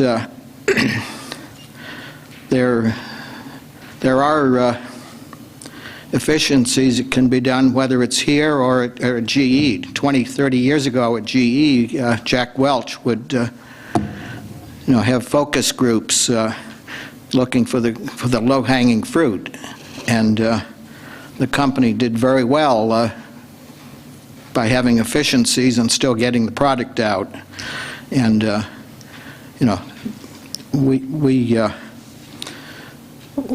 we have to do some innovative thinking to dig into the mandated part of the budget, and along those lines, perhaps with a new board, the different committees could utilize some community members, maybe not for the executive sessions, but for bringing forth constructive ideas. Thank you. Thank you. Any other comment? Okay. Thanks. Hi, Beth Pfeiffer, Eagleville. I guess some questions that some of us have is, what's the harm of doing the 2.4 plus the additional stuff? Well, I don't understand why you wouldn't just do that and, just in case type of thing. I mean, you're still going to scrutinize the budget. It's still going to go through 2 more look-ats, and you're still going to go in and see if there's anything else that can be, tightened up. But why not just say, okay, we have to face the facts. Harrisburg's not really moving, and it's this weekend was proof of it, and why not just protect ourselves and our children's education and all the other extras that they are getting now that we'd still like them to have. I live on a corner or near a corner where there's always a car wash going on for one group or another, for Myth Act and wrestling and cheerleading and volleyball and marching band or whatever. And I'd love not to always see that happening, although I think it's creating a good thing for these kids to stand out there with signs and buckets and whatever. I mean, I do a lot of fundraising for, other areas. But I'd also like to see that everything can be included and the kids get what they need and not have to beg for money, or the parents not have to figure out how they're going to contribute more and, make sure that we're taking care of them and adding that extra stuff to buffer everything. Thank you for your comments. Appreciate it. Any other comment? Okay, then we'll move on to a motion to approve the motion to take the Act 1 exceptions. Can we just have a quick response to some of the people and discussion amongst ourselves before we do that, since some new things were brought up? Sure. I always teach my students that you have to learn from the past so that you don't repeat mistakes. And I do not want to repeat mistakes in respect to Mr. Earnshaw and Mr. Andrews' comment about it wasn't on the agenda. It seems as if we made a mistake, and there was a mistake made before about it not being on the agenda for the sake of time, and so nobody has to rush to try to get a budget done in the next, and I know the budget won't be done. And there's no disrespect for making those mistakes on the agenda, since there was 2 opportunities, and we've had thrown in some extra meetings lately. I don't want to be disrespectful to the public, but I don't have a problem with keep going with this motion, and for us to be more careful about what appears on the agenda going forth. Any other discussion? Just to kind of build on that, since it wasn't on the agenda, what's the timeline? I mean, because we are coming up to the holidays here. If we were to try and get a special board meeting on, it looks like Tuesday, January the 5th, would we have any problems getting the notice into the paper in time if we had, pretty much everything drawn up one way or the other, ready to go to press? Is that cutting it too close? Would we run it? I mean, we saw that we just had an issue with getting something in the time slot and getting, proper timing done. If we do want to give, some more time to get the department budgets in and the other work that we can get done, it is over the holidays, but we are getting a little bit closer. It would be on the agenda. Is this something that we could look at, or? Well, I think there's if it's the inclination of the board to postpone a vote on this particular matter, that's fine, and it may be appropriate. The thing that I should just mention to you is you would suggest that, given the understanding that we would have something different to share with you at some date between now and January 7th. And while we're still going through the budgetary process, I can't, and you've seen the difference, so you know that we're about $3,500,000 and some $1,000 difference. That in and of itself is going to take some work. And I don't want to mislead you into think that just because we postpone a vote like this, which is within your rights to do so, and while the comments were appropriate, and you were absolutely right, you don't want to do some things that may seem inappropriate and not very responsive to the communication needs. I agree with that, but that's within the consideration that we're going to give you something different in 2 weeks, 3 weeks, or on January 5th. So I just don't want to mislead you to think that you'll see a whole lot different between now and then. We certainly can't bring the state budget before you. And we certainly can't tell you right now that, while they were talking about injecting, $350 million extra dollars into the state education, it's now cut in half. So, I mean, the dialogue is going on all over the place. So I just want you to consider that as we're having this dialogue.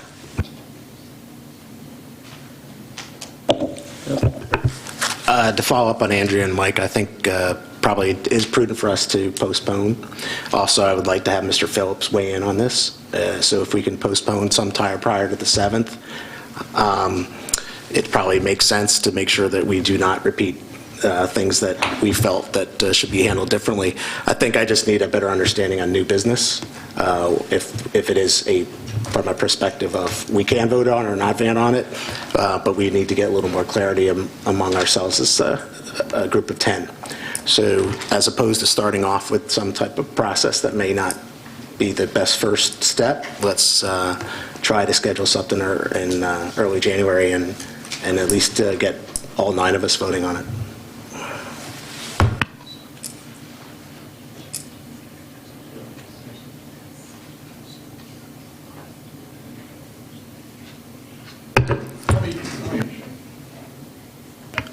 Yeah, just trying to think of how it works out from a newspaper standpoint and advertisement standpoint.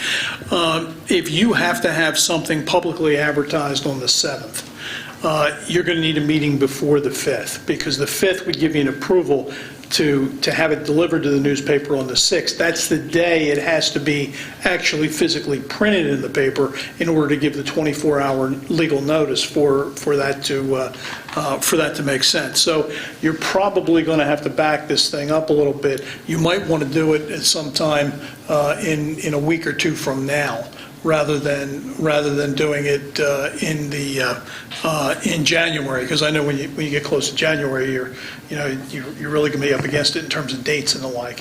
So you may want to be looking at something in the next couple of weeks to keep you out of the Christmas to New Year's week and that weekend, because my understanding is New Year's is obviously the 1st, it's on a Friday, and then you'll have the 2nd, the 3rd, and you're really right up against it then by going in there on the 4th with a legal advertisement. You might have a problem.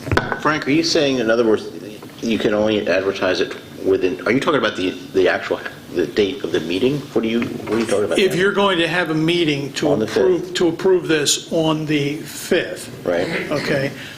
Story, you're going to need some legal advertisement with respect to the 7th, right? Isn't that what you're going to do? So what I'm saying, Herb, is in order to have an advertisement in the paper on the 6th for something on the 7th, you're probably going to be within that time period as to you're probably not going to have sufficient time to get to the newspaper and get it done. So what is going to have to be, so the board takes action on the 5th, okay? We have that meeting, they take action on the 5th, whatever it is, whatever this motion would be. So you're saying that we still have to advertise the results of that? Whatever advertisement you're going to require, Stuart, on the 7th, I don't think you're going to have enough time between the 5th and the 6th to get that done. Well, we actually can't advertise on the 7th because our board meeting is on the 26th. There has to be 20 days between the time you advertise and the time you pass. So the latest we would have a board meeting to authorize us to move forward would be the 6th, but then we'd have to advertise past that. So the action at the board meeting would authorize us to proceed with the advertisement plus seeking exceptions. So it couldn't even happen on like the 5th or something of that sort, because post that action, we would have to initiate the advertisement, get it in the newspaper, and get it published. So we're backing up even a few more days. Yeah, just to, before New Year's. I'm concerned about when you deliver this to the newspaper, you don't always get, the service. We just lived through that. That's exactly right. And so when you cut it that close and that fine, you might have a problem, and then you really have a problem with something like this. The other issue may be, tonight Mr. Phillips here is not here, another night someone else is not going to be here. So what I will reiterate again, and maybe I wasn't clear, is I realize that this isn't the best case scenario. I realize that on the 24th it wasn't on the agenda, tonight it's not on the agenda, there were mistakes made, but I personally feel like we can move on with this because no one is raising taxes tonight. No one is going above the Act 1 index. Nobody is doing anything. All anybody is trying to do is do their homework.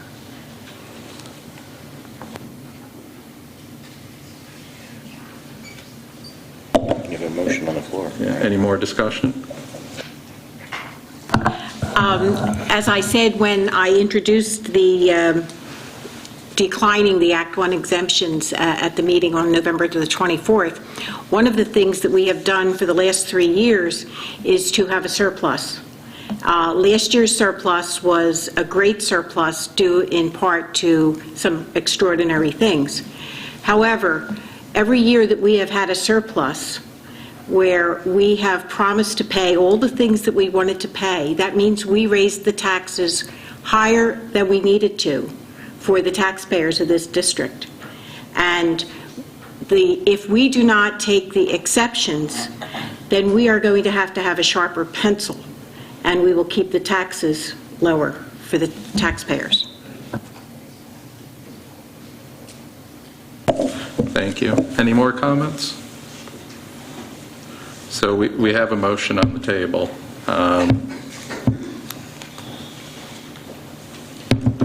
I just throw another idea out there. Is the meeting in January is the 25th? Is that the 26th? So that's a Tuesday, so is there flexibility to change that day to allow us to meet up in January? To back it up? You have the 20-day thing you got to go through. No. If there's not enough time, then I will second the motion to vote on this then. You can change your board meeting date to any date that you would like, but you're still going to have that problem in the beginning of the month because of the fact that I think the 4th is a Monday, and so you would have to get your legal advertisement in for your meeting and then take your action. And I think, Stuart, you're interpreting this to require the proposed preliminary budget available for public inspection is an advertisement in the paper. So you would have to have a meeting and then get your advertisement in the paper. You might be a little tight with respect to that in the beginning. Now, there's nothing that precludes you from doing it in December. That would work. And there's nothing that precludes you from doing it tonight. The point has been made that what you're actually doing is leaving yourself flexibility for a future decision by taking action tonight. You're not actually making the decision to take the exceptions tonight. If you feel that that's a compelling enough argument to choose you to take your action tonight, you can do so. If you feel that you should give it a week or two and have a subsequent meeting to give yourself that authorization and make the decision, let's say, later in the month of December, you can do that as well. Any other comment? Okay, so we have a motion to seek the exceptions. Do we have first, and do we have a second? Okay. And we already had our discussion on it. So, all in favor? All opposed? 3. Sweet. It passes 5-3. Okay, and due to the fact of 5-3 vote, just give a roll call of who called, of who did what with respect to the vote. Oh, because of the 5-3? Because of 5-3. Yes. Roll call vote. Okay. All right, let's start the roll call. Ms. Aubrey Larson-East? You're going to have to walk me through this one, I have to say. What is You just have to say what you vote. I say yes. Okay. Ms. Hackett? No. Okay. Yes. Mr. Winters? Mr. Roth? No. Mr. Boardman, yes. Andrea Reese, yes. Michael Ryan, yes. Scott Dorn, no. Okay, so it passes 5-3. Thank you. Thanks for your help on that. Appreciate it. So that ends our new business, and now we have the courtesy of the floor where you can come down and comment on anything.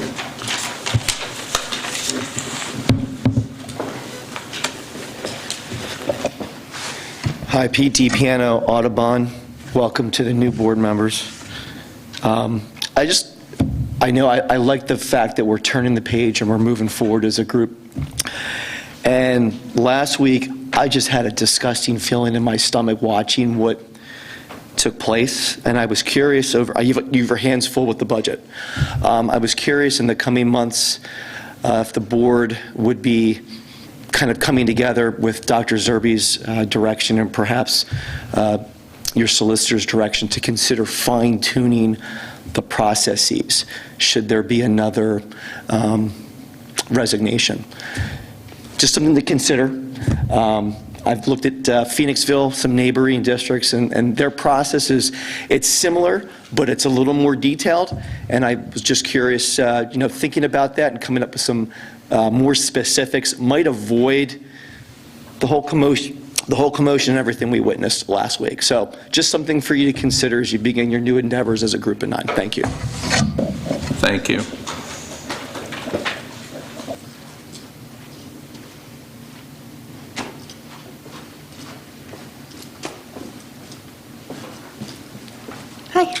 Nikki Krelovich, Worcester Township.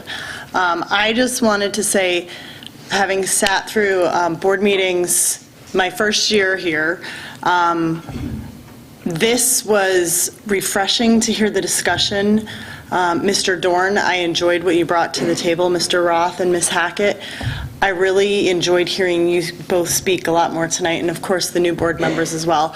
I, kind of piggybacking on what Pete said, I feel like a lot of ugly things have gone down this year in the board meetings, and like him, I was refreshed to see how civil everybody in the audience and everywhere was tonight, and it was really nice to see and to hear you all have a really thoughtful discussion about some really important items. So thank you all again for your time and your energy that you're investing in our district. Thank you.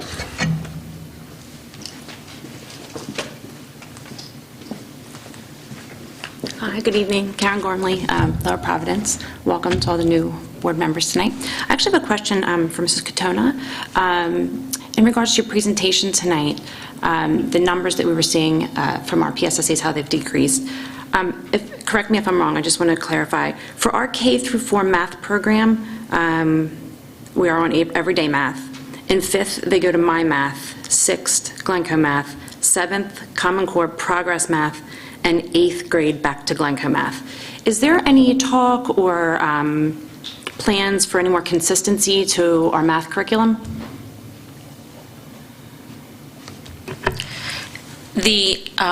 Actually, in 5 through 8, the 5th grade My Math is Glencoe. Okay. It's just called My Math in 5th grade. And 7th grade, the core series is Glencoe. They are using a supplement because that particular version is not aligned to the PA core, and so they're using a supplement. So truly, we have Glencoe in 5 through 8, and we still have the everyday math in K through 4, and we've been in conversation with the 5th grade this year, the math support person there, and we have found so far that our students have transitioned well into that. That's not to say that we're not looking at resources in K through 4 to make sure that we have what we need, but we really do have Glencoe in 5 through 8.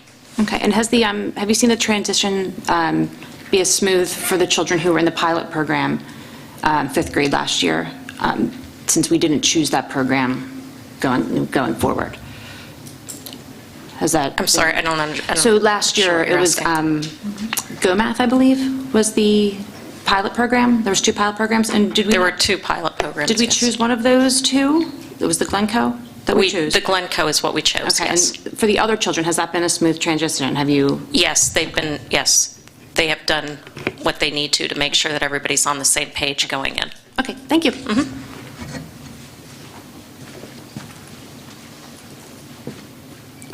Diane McTamney Guyan, Lower Providence. Just, I didn't know if the district utilizes or has utilized a grant writer as a way to, someone's salary that then could seek out large amounts of grants, being that we have limited amounts of resources, so I haven't seen anything if we do or if we don't, so I didn't know if that was something that was ever discussed.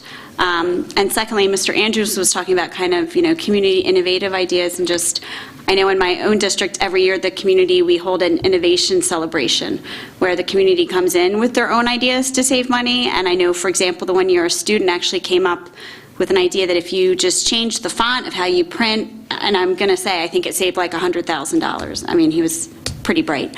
But just there's a lot of, bright students here, whether in the gifted program, but like Mr. Andrew said, you've got so many community members in the last year that want to get involved, so maybe there are these ideas. So just an idea to try to hold like these fairs where people come up with ideas, and even if it's 20,000 here, 30,000 here, that's a teacher, that's a special ed aid, those little amounts could just add up. So just 2 suggestions.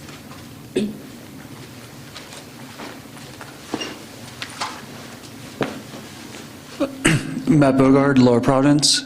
I just want to take a moment to thank Mrs. Hackett for explaining their logic for it. I appreciate it. and I appreciate taking ownership for your actions. Thank you. Thank you. Any other public comment?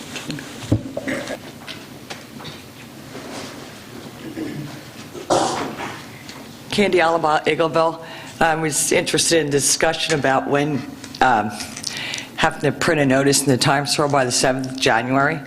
I understand the concern, it may not make it in time because we're talking about Times Herald. But I was looking at my calendar, and between now and at least the 23rd, you have a lot of open dates to meet. School's closed. The students are out for Christmas week. The school district still operates. I think you still have to be in the office. My children work, they have to be to work that week. You have like the 28th, the 29th, and 30th of December to meet. Might be January 4th to 5th, they're really cutting it close if you're going to depend on the Times Herald to post an announcement in the paper. But I think, by at least the 23rd, which I think is the last school day for the kids for the year, that still might give you some wiggle room to be able to look at all the information that's in front of you. And it still might be able to hit the deadline, which is unfortunate the state or the elections do this to us. My only question is, as someone who has sat and watched the federal government operate without a budget, we've watched the state operate without a budget, watched it for 8 years when there was a former governor. How come all of a sudden a school district can't operate without a budget? I think maybe it's time all the districts in the state, which there's 500 of them, tell the state, we're not going to operate without a budget. And we're not going to tax our taxpayers anymore. And see what would happen. I mean, I know it sounds simplistic to tell Harrisburg no, but at some point, if you get 500 school districts to stand up and say no, the superintendent from Springford tried to get the school districts to join him to stand up to Harrisburg, and only 37 did. So, I mean, at some point, you have to say, Uncle, you're looking at a tax increase, and Mrs. Reese mentioned one of the people that mentioned it. I mentioned the tax increase. I'm in a position in my life I never thought I would be in. I fought against tax increases when my children were in this district. I heard year in and year out the board say it's for the students. And when you look at the budget, 95% of it's fixed. The students every year see less and less. And at some point that has to change. But if you insist on taxing the taxpayers, regardless of whether they have children in the district or not, you're going to have some parents will be losing their homes. It will affect their children. Their children will have to leave the district. You will have a lot of people who have no children in the district who are affected. These are the people you have to consider. I mean, I know you have to take the parents and the students, the teachers into consideration. You have to take the taxpayers also. And last year, 0% was nice, but it didn't change my tax bill. It was still the same the previous year. And as personally speaking, no one knows what's going to happen to them tomorrow morning. Things can change drastically. And you have to, as residents in the district and parents and taxpayers, please keep this in mind. Please keep the people in mind who are the majority of us that help pay the bills in the district. I mean, I think my kids got a fabulous education here, and I have to agree that I stayed on top of them as a parent and helped them with it. I don't want to see education hurt. I want to see our kids learn, but some point, keep throwing money at the problem isn't changing the problem. You might have to make some cuts. As I said to the previous boards, it is painful. You might have to bleed. Maybe if they did make the cuts or not raise the taxes when the economy was good in the district, we wouldn't be in this situation. But that's in the past. But everybody's doing it. Households are doing it, making serious cuts so they can pay their property taxes. Now, you're giving us a jumping off point of 2.4%. Now, I have to go home and look to see if my budget can handle this. And right off the top of my head, no, not unless I hit the lottery next year, and that's not going to happen. So, you have until like the 23rd, I guess you could, and you can call a meeting at any time. I mean, I've seen this done for the last 10 years, you can call a meeting. But you should give yourself a little wiggle room and not depend on the Times Herald to get the announcement in the paper in time so you don't get yourself in trouble with the state. I don't know. Mr. Bard, what would happen to the board if they didn't? What are the repercussions if they didn't get their notice in time? Well, I guess we could try to exercise the provision that allows us to have an emergency meeting if we were meeting a state deadline. But if we were questioned on that, we would run up against the argument that it really isn't an emergency if you had all the time to schedule a meeting and you didn't do that. So that's why I was a little bit concerned about having a meeting on the 5th. It just doesn't work to get something in the newspaper on the 6th or the 7th. It doesn't always work out that way. So I was pleased that the board took one of its two options, as it did tonight, that we didn't have to worry about that eventuality. I don't really know what the answer would be. That's if I were pressed and we were sitting here on the 5th, that's what I would say. Let's have the emergency meeting and comply to the best extent that we can. But that's not the best legal advice sitting here on the 7th of December. Okay, thank you. Well, I wish you a lot of luck with working on this. It's going to be tough. Thank you very much for your comments. Anybody else? Suzanne Andrews, Lower Providence. Just a quick question and a comment for Ms. Katona. When you were showing your slides and so forth, it just sort of glossed over the science portion. There was a science portion there, and most of it seemed not applicable.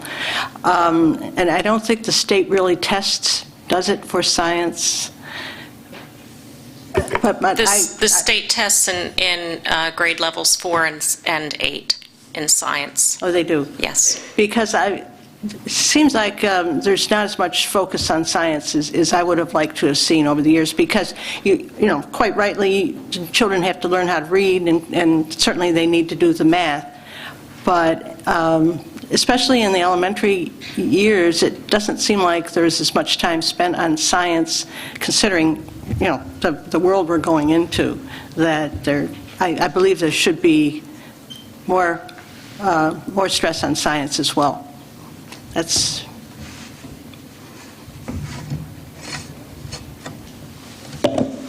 Any other? Mr. Newcomb?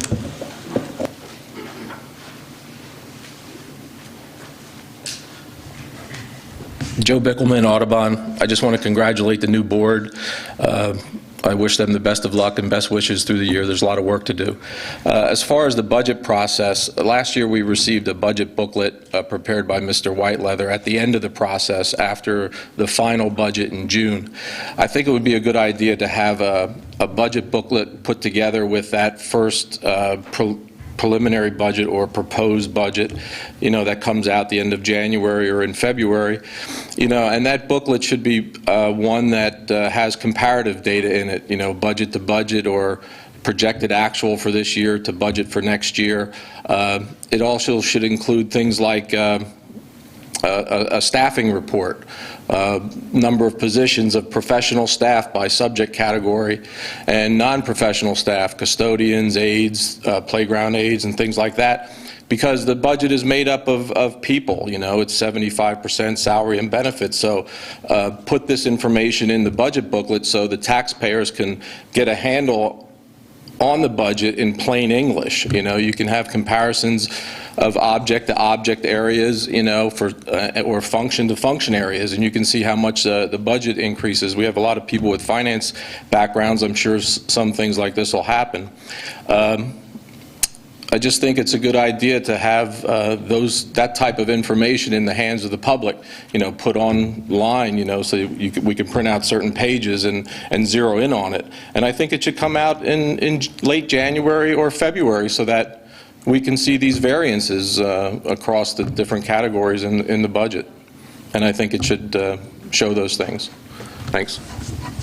Thank you. Any other comment?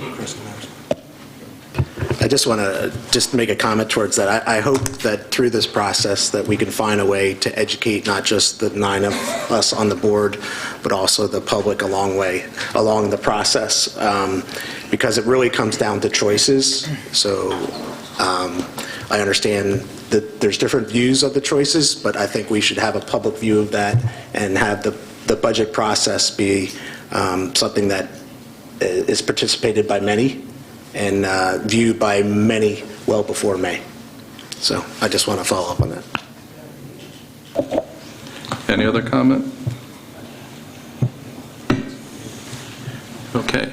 I would just like, before I adjourn the meeting, just make a few closing comments. First, I'd like to thank Mrs. Hackett for starting off the evening on the right foot and helping us understand a confusing week. So I really appreciate you taking the time to express that.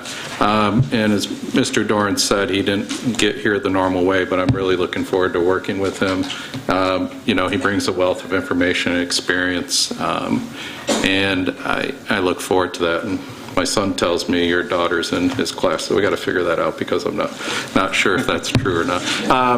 So we have a lot of challenges ahead of us, and we were focusing on the budget tonight. And the idea of potentially bringing back the workshop and having it focus on the budget for the first 6 months is really to the point of everything that was expressed.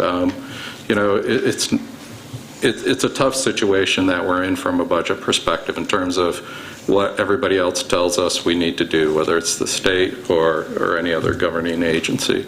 And, we have to share that financial burden with the entire community, whether you have kids in our schools now or not. So I want to emphasize that we want to try to come to the most reasonable budget we can without squeezing everybody within our school district to death. So we really need to find that balance, and we really need to bring together everybody's views. I also would like to say that, this dialogue we're having with the people that show up to the meeting, I'd like to encourage that.